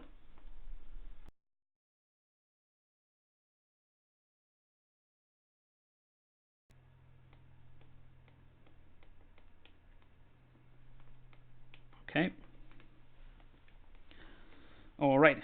So I think this one should be good to get started. Let's select the brush, and I'm going to start maybe with this first one. I have also Symmetry enabled, so that is a pretty handy tool. I'm going to click and drag here. Oops.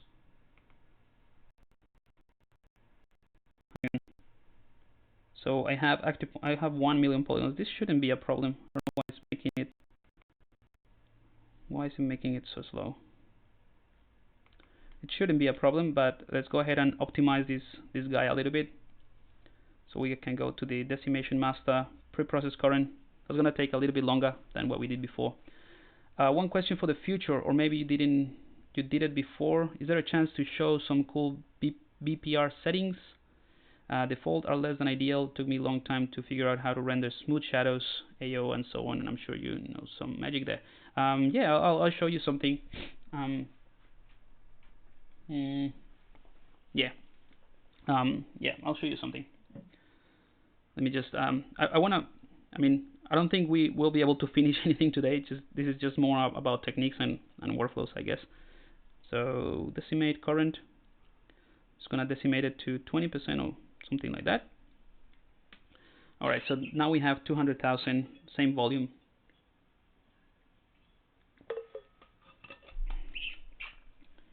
So that is pretty good. So ideally, you want to maintain the volumes with the decimation, but hopefully that's going to work a little bit faster. A little bit, not too much. So you'll see this one that I just did here is very similar to what I have in the final here. So I did this, and then I just used the move brush to tweak these images, or these volumes. So remember, I have it mapped to I have mapped the split masking to the number 9. So now this is a separate tool. Sorry, a separate subtool. So I'm gonna keep doing this like that. Press press 9. It shouldn't be, I don't know why it's being a bit sluggish. It shouldn't be. And if you want to invert the, like for example, this particular one, this particular mesh is kind of like bending up downwards in this way. If you want to invert it, all you have to do is just, when you're using symmetry, is use it in the other side, and you'll see you have two different ones. So I want to maybe use it in this side actually. So what I was saying is that it doesn't matter if you, it shouldn't be that sluggish, and it doesn't matter if you have plenty of polygons in your mesh, because every time that you separate or you split this, it's going to create a subtool, and in theory you can have millions of polygons in each subtool and have, you know, hundreds of subtools. So it shouldn't be an issue. Just remember to, every time that you add a new one, press 9. And I'm doing this a bit random. I'm not paying too much attention to, I mean, I'm placing them kind of like following certain pattern, but I'm not too fussed about this. Something that you can do even before you remove the mask is actually go to the move brush and do a quick adjustment of the shapes. So if I want this to kind of like be embedded a bit more here, and this is something that you can do right before you kind of like split. And I'll show you a cool technique just in a second. So 9, go back to our brush. These ones with the little, with like two different sides, the one with the flat side and the corner that is more pointy, are really useful because you can move them around like so, and repositioning them. Let's see, 9. Anyway, so this part is it requires a bit more patience, but this is still an interesting approach. Maybe it's not useful for all of you guys and for all of the things that you might be working, but as a concepting tool to generate ideas is really powerful. So here's this one could be like the, what's the name, the platysma, which is something that I never use on like when this is an interesting concept in anatomy, that a lot of the kind of like écorché or a reference of anatomy, they don't show too much of the platysma, so you can see straight away the sternum, the sternocleidomastoid, I don't know how to say it in English, and all these neck muscles, but you don't see the ones that cover those muscles. So I don't know, I just think it's an interesting one. All right. Whoops, forgot to do 9.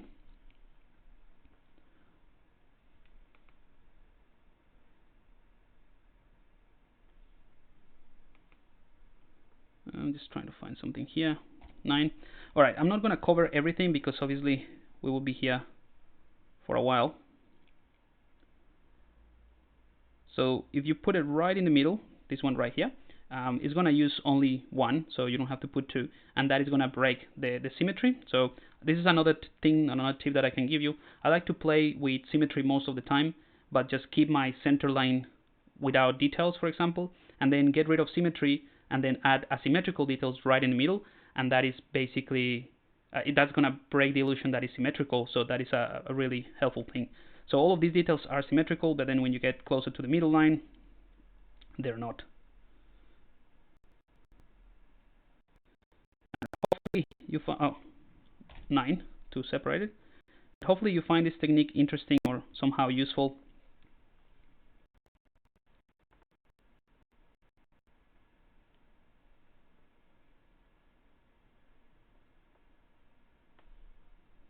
All right, 9. So again, the next step would be create a folder. You don't have to create a folder, but the option is there now. So why wouldn't you? Just to organize stuff. And all I'm doing is just click and drag to put those into the folder. All right, collapse that folder, and again click on the cog icon, merge folder, and that's gonna keep all the originals within the folder, but it's also going to give us this mesh. So something else that you can do is create another folder for this too. So new folder, and let's call this one original, right? And I'll put this one as well inside here. So now we have the original folder that has the meshes. I'm gonna turn this on so you can see. We have these meshes, which actually we can run the polygroup all straight away, or the auto group, to have different polygroups. And then we have this one, right? So we do the same thing, cog icon, merge folder. So now we have the originals, but now we have this single mesh that has all of these tools. Oh, sorry, all the meshes and insertions. So I'm gonna go to my move brush, turn on polyframe, mask by polygroups on, make sure that symmetry is on. This is a thing that I should have mentioned. If you do auto group like I did here, because this, for example, these two are symmetrical, but they're not the same. They're not connected in terms of the topology. Sivash is going to give it a different polygroup. So if you enable this mask by polygroup, it's only going to take into account one. So I'm going to turn this off, and instead of using the move brush, I'm going to use the move brush, the move topological brush, and that will respect the same thing, but it will take into account the two meshes. Hopefully that makes sense. Yeah, so one thing I can do is select Control Shift click and select this one, mask it out, invert that mask, and now you can kind of have more control of what you're doing. So all of this, all I'm gonna do in this step is just kind of like play around with or reposition these details. Again, just to make it look a little bit more intentional rather than just a bunch of pieces stuck on top of each other. But yeah, so hopefully you can see that this is a cool technique. Might help you for developing concepts. I use it every now and again to work on different concepts.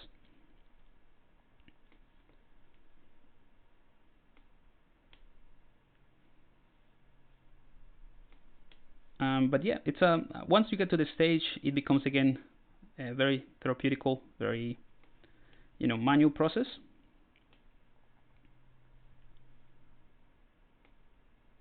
And one thing that I'm doing at this point, refining these details, is I'm just trying to think a bit more about where I want to have where I want to have most of the details, and where do I want to have areas of rest where things are going to be simpler. But all right, let's say we're happy with something like that. Maybe just push this one a bit closer.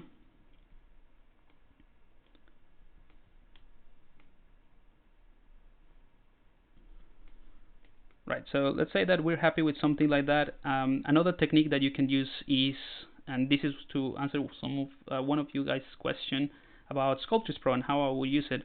So if I enable Sculptors Pro, right, I'm going to enable Sculptors Pro, and I'm going to use the snake hook brush with a smaller brush size. So this is a cool thing. Let's just keep the control. So with the snake hook brush, obviously you can do this type of thing, and because we're using the Sculptors Pro, it just adds geometry on the fly. So if you didn't know about it, I recommend you get into it because it's pretty awesome. So you'll see I can just move this, and Sivash is going to create geometry as I move this. The one thing that I want to show you that is pretty cool is that you can hold the Alt key. I'm going to reduce the size of the brush a tiny bit more, so just to add more resolution. You can hold the Alt key, and as you move with the snake hook brush, Sivash is also kind of like projecting that brush along the surface. So in other words, let me just turn off RGB. So now I can move these pieces or sculpt around. I'm losing a little bit of the details because of the resolution of Sculptors Pro, but I can just increase that resolution.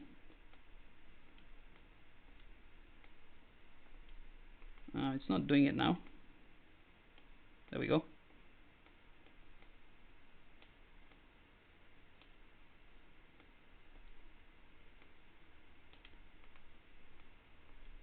a second, it's not doing it. Maybe it's because it shouldn't be, but oh no, it is doing it.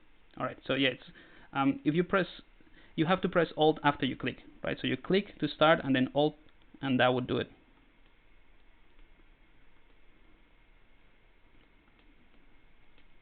So that is something else that you can use to, you know, refine these details. So let's say I want to extend this one a bit more here. Just click and press Alt, and then Zbrush is going to try to maintain that stroke attached to the surface. Anyway, something else that you can try. I'm going to hold Control, and now then once you have like some of your placement ready and some of your details, then you go into the stage of refining the transition, because again, to me this still looks pretty much like I just slap a bunch of things together, although they have certain intentionality in terms of the direction. For example, you know, like if I reduce this to the simple lines, the direction is pretty clear, right? And that just has to do with the placement of how I place these things, right? But they still feel a little bit not connected. So let's see how we time. I don't know if Kyle, are you watching? Kyle. I don't know if I have enough time to go over a little bit to show you the Bpr stuff. Let me know. If not, I'll wrap it up in the next 10, hopefully. Yeah. So yeah, the next step again, like I said, is kind of like trying to make sure that this makes sense and it has an intentionality. It's not just a random bunch of things. So one thing we can do is just increase the Dynamesh resolution. I'm gonna go a bit crazy. Click Dynamesh.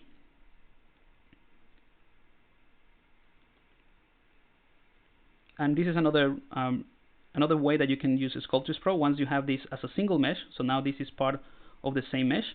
You can use Sculptors Pro to add more details. I'm gonna, just because it's gonna be faster for me at this resolution, I'm gonna stay away from that. So I'm gonna go with a clay brush, clay builder brush,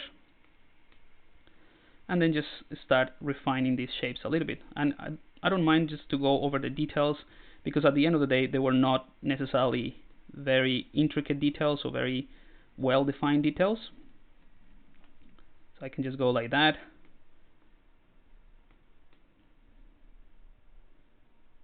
Again, this is just thinking about the refinement of the shapes and how the forms work together. And if these pieces were to be just kind of like muscles, just thinking where the insertion of those muscles are going to be. Although this is a creature, this is still pretty important to think about the functionality of the design, rather than just something that looks cool.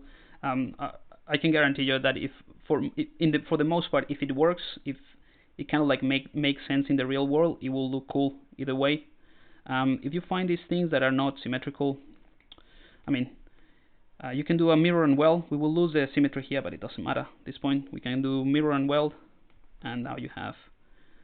Actually, let's undo that. I'm gonna do mirror first, and then mirror and weld. So I remove these details here.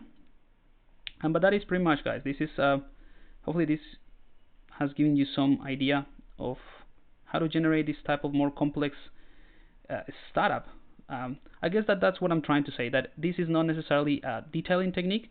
It's more like a concepting tool that give you a very cool starting point that then you can spend the time, and normally you will refine it with the rest of the brushes.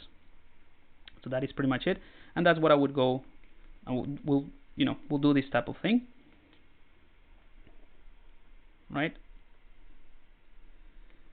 And refine the details, and of course I like to go back with the move brush, or you can use the move elastic brush. At this point is really good because it allows you to explore shapes a little bit faster, or explore silhouettes, I guess. Move elastic, so you can explore things a bit better.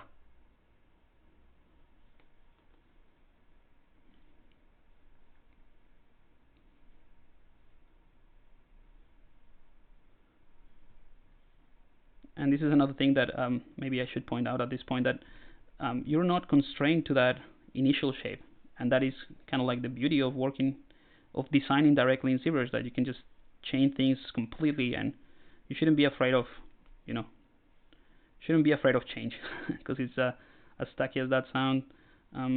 Yeah, you shouldn't be afraid of just changing things, because in Zbrush, if you don't like things, it's just as easy as going back in time, really. So I don't like that little bit that I did at the end, but this one is kind of cool. So, that is what I'm saying, I guess.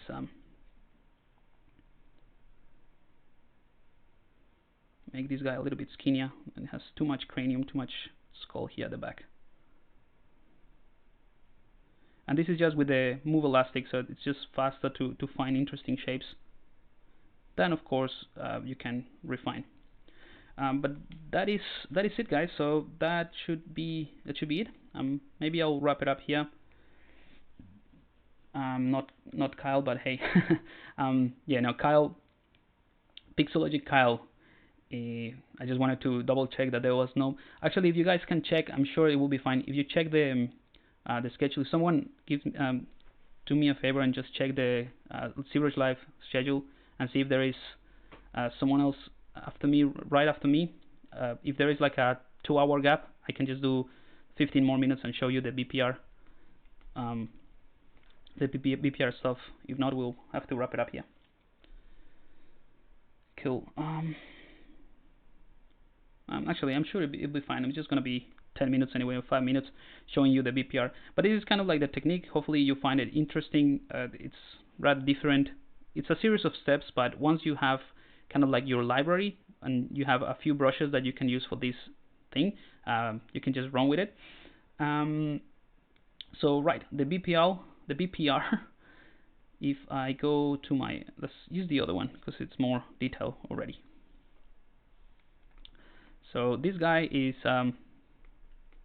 slightly more detailed than the one that I was working on today. So if I click Bpr Render, Sivash is gonna just go through the process of producing this Bpr Render. I already tweaked the shadows a bit, so that's why it doesn't look as strong. So if you want to do that under the Bpr Render, I'm gonna remove some of these palettes. Under the Bpr Render, if you go to the shadow properties, which is Bpr Shadow, I just increase the angle, and that is kind of like, if you think about it as a source of light, if your source of light is very sharp, like a tiny little torch that is very powerful, the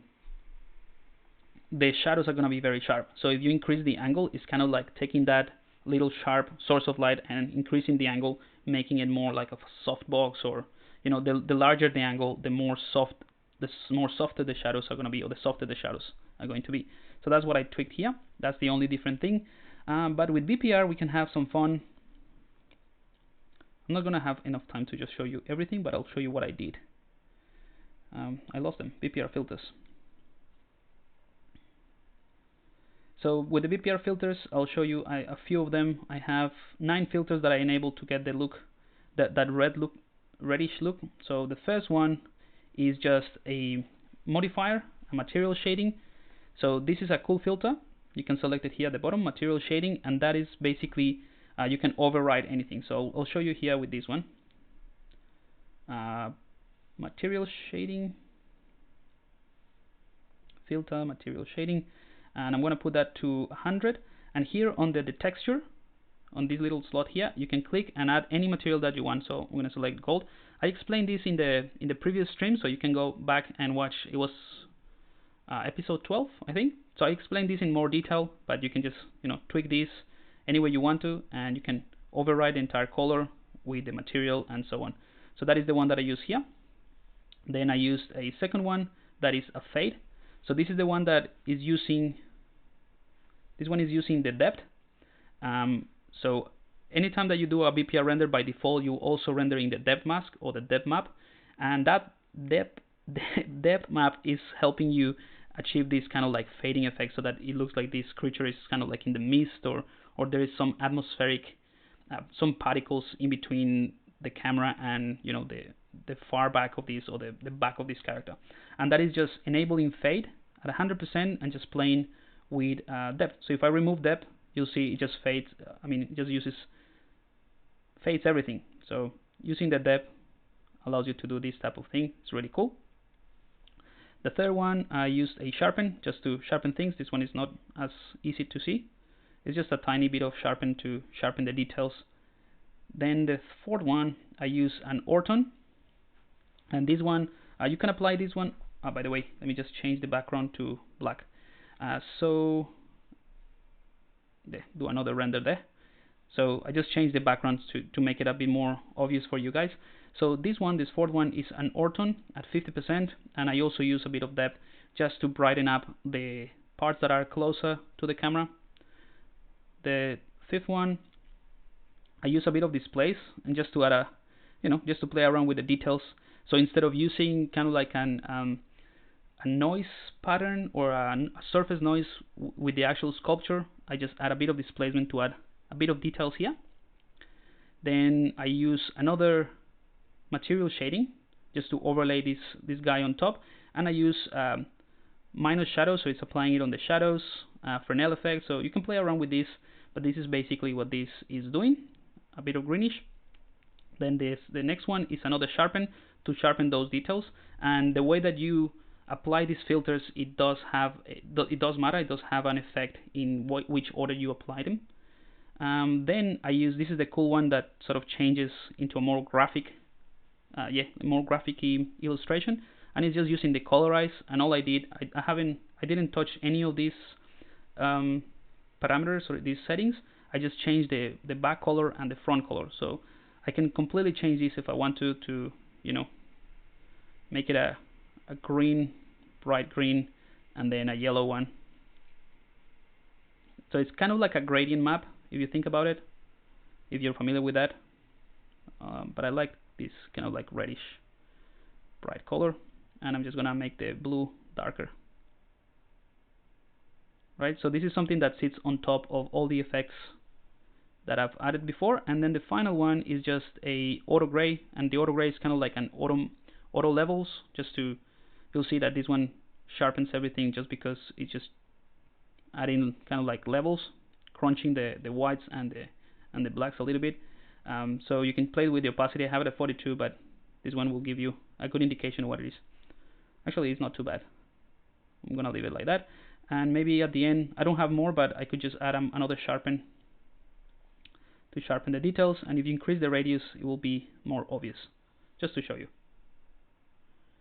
Alright, let's leave that one at 1. Alright, so this is pretty cool because now that I have this setting, I can just, like this look that I like with these 9 filters, I can save the filter preset and do another render. So for example, I can go back to the working file from today, so this guy, and apply the same thing. Just do a quick Bpr render, and Sivash is going to give me the same result. And because it's using the depth, if you have something like a very dynamic pose, you can, let's say, from this angle, do a Bpr, you'll see that it's faded quite a bit. So hopefully that gives you something to play around with. I'm going to leave it here, guys, because I'm not sure if there's someone else next after me. So if you have last minute questions, I'm happy to clarify some doubts or just anything that you need me to clarify, or anything that you want to know from this workflow. I'm happy to reply now or answer now. So Liquid Robot says, I have hard time setting ice scleras transparency in Bpr2. For transparency, you have to consider that the way that rendering works in Zbrush, it kind of like takes into account 3 different things. It takes into account the render settings, the material settings, and the mesh settings. So sorry. So just to respond to that, if I have a mesh here, and you go to the tool palette at the bottom in display properties, so this is these are the mesh related settings. You need to make sure that the Bpr settings, when you enable this transparent shading, you can tweak these things from here. So to play around with the transparency, you just go tweak the settings from the mesh. So enable this. If you don't have transparency from the render settings, it's going to ask you to do it. So I'm going to turn it on, say yes, and the material as well. So this material is pretty dull for transparency. So again, you can use the right now. I'll just show you this really quickly. Hopefully that will make sense for the scleras. So I'll duplicate this guy and just make it smaller.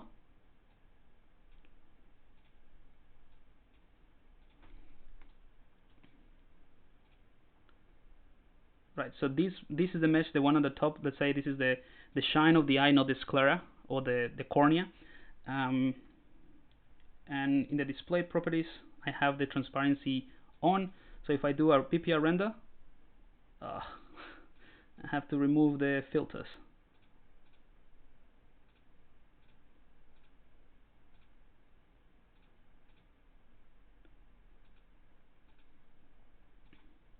You kind of see that there is some transparency going on. So the first one is check the settings of the mesh. When you do render, check the settings of the actual render settings. So here on the render properties, you should have transparency enabled, and you have a single palette just for transparency. So you can play with the N factor, which is the surface normal, and that's how the transparency works in Zbrush. So I'm going to push it all the way up just so that it's clear. So you'll see it is only transparent around this area. So I'm going to reduce this to 0.5 or 0.05. Now let's just leave it at 2 or 0.2. Right. So two things, and the third one that I mentioned is the settings of the actual material. So like I said, this is not a a good material for transparency. So you might want to use toy plastic, and I'm just going to select material, fill object, like that, and go back to matcap so that the other subtool uses the matcap. Click Bpr, and now you have a better idea. So then you can take the toy plastic, the settings of the material, go to modifiers and say, you know what, I don't want any ambient of this. The diffuse, I want to reduce it a little bit more so that I only have the shine kind of like this. I'm going to divide this a bit more so that it's more clear. And actually, so that you can see what I'm doing, I'm gonna select a skin shade for this guy by itself, and I'm gonna make it red or yellow. Fill object, and just paint a tiny bit of color here. Oops. Yeah. So let's say this is your eye. We do a render now, so you'll be able to see. I mean, it's pretty dull because I haven't tweaked the settings properly, but just to remind you, so there are three things that you need to consider when doing a good render within Zbrush. The mesh settings, especially for transparency, mesh settings, material settings, and the render settings. Also, this might not affect as much this particular case, but also check the light settings if you have shadows and stuff like that.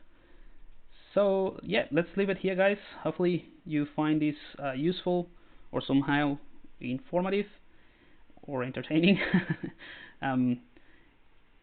Hopefully you had fun. I do really enjoy this. Let me just go back to my filters Bpr or Bpr filters. I do enjoy these little sessions. So hopefully you do the same thing.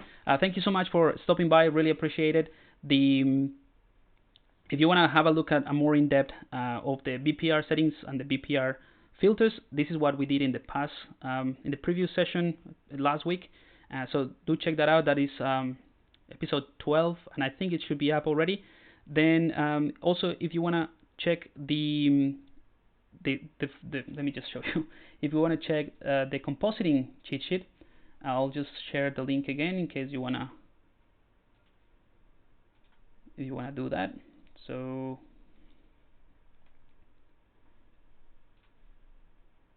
just for those of you that don't know about this one, so it's in the Zbrush Central. I think it's already hidden, but if you scroll to the right, just click on this guy, or actually let's just search for it. Just click cheat sheet for compositing, and I click on that one, and this one will give you a pretty good idea of the assets that I use and the render passes and how I combine them in Photoshop. So it's mostly for Photoshop, but it's based in Zbrush. So everything that you see here, this is kind of like a very quick version of how I put everything together into Photoshop. So simply go to this Zbrush Central page, find the cheat sheet for compositing, and then at the bottom you can click on this button here, and it will send you to this page, which is just a single landing page where you can get it. And it does come with, I mean, the cheat sheet for compositing comes with the actual PSD file, and I named everything so that you can turn on and off all the layers to see the contribution, absolutely everything.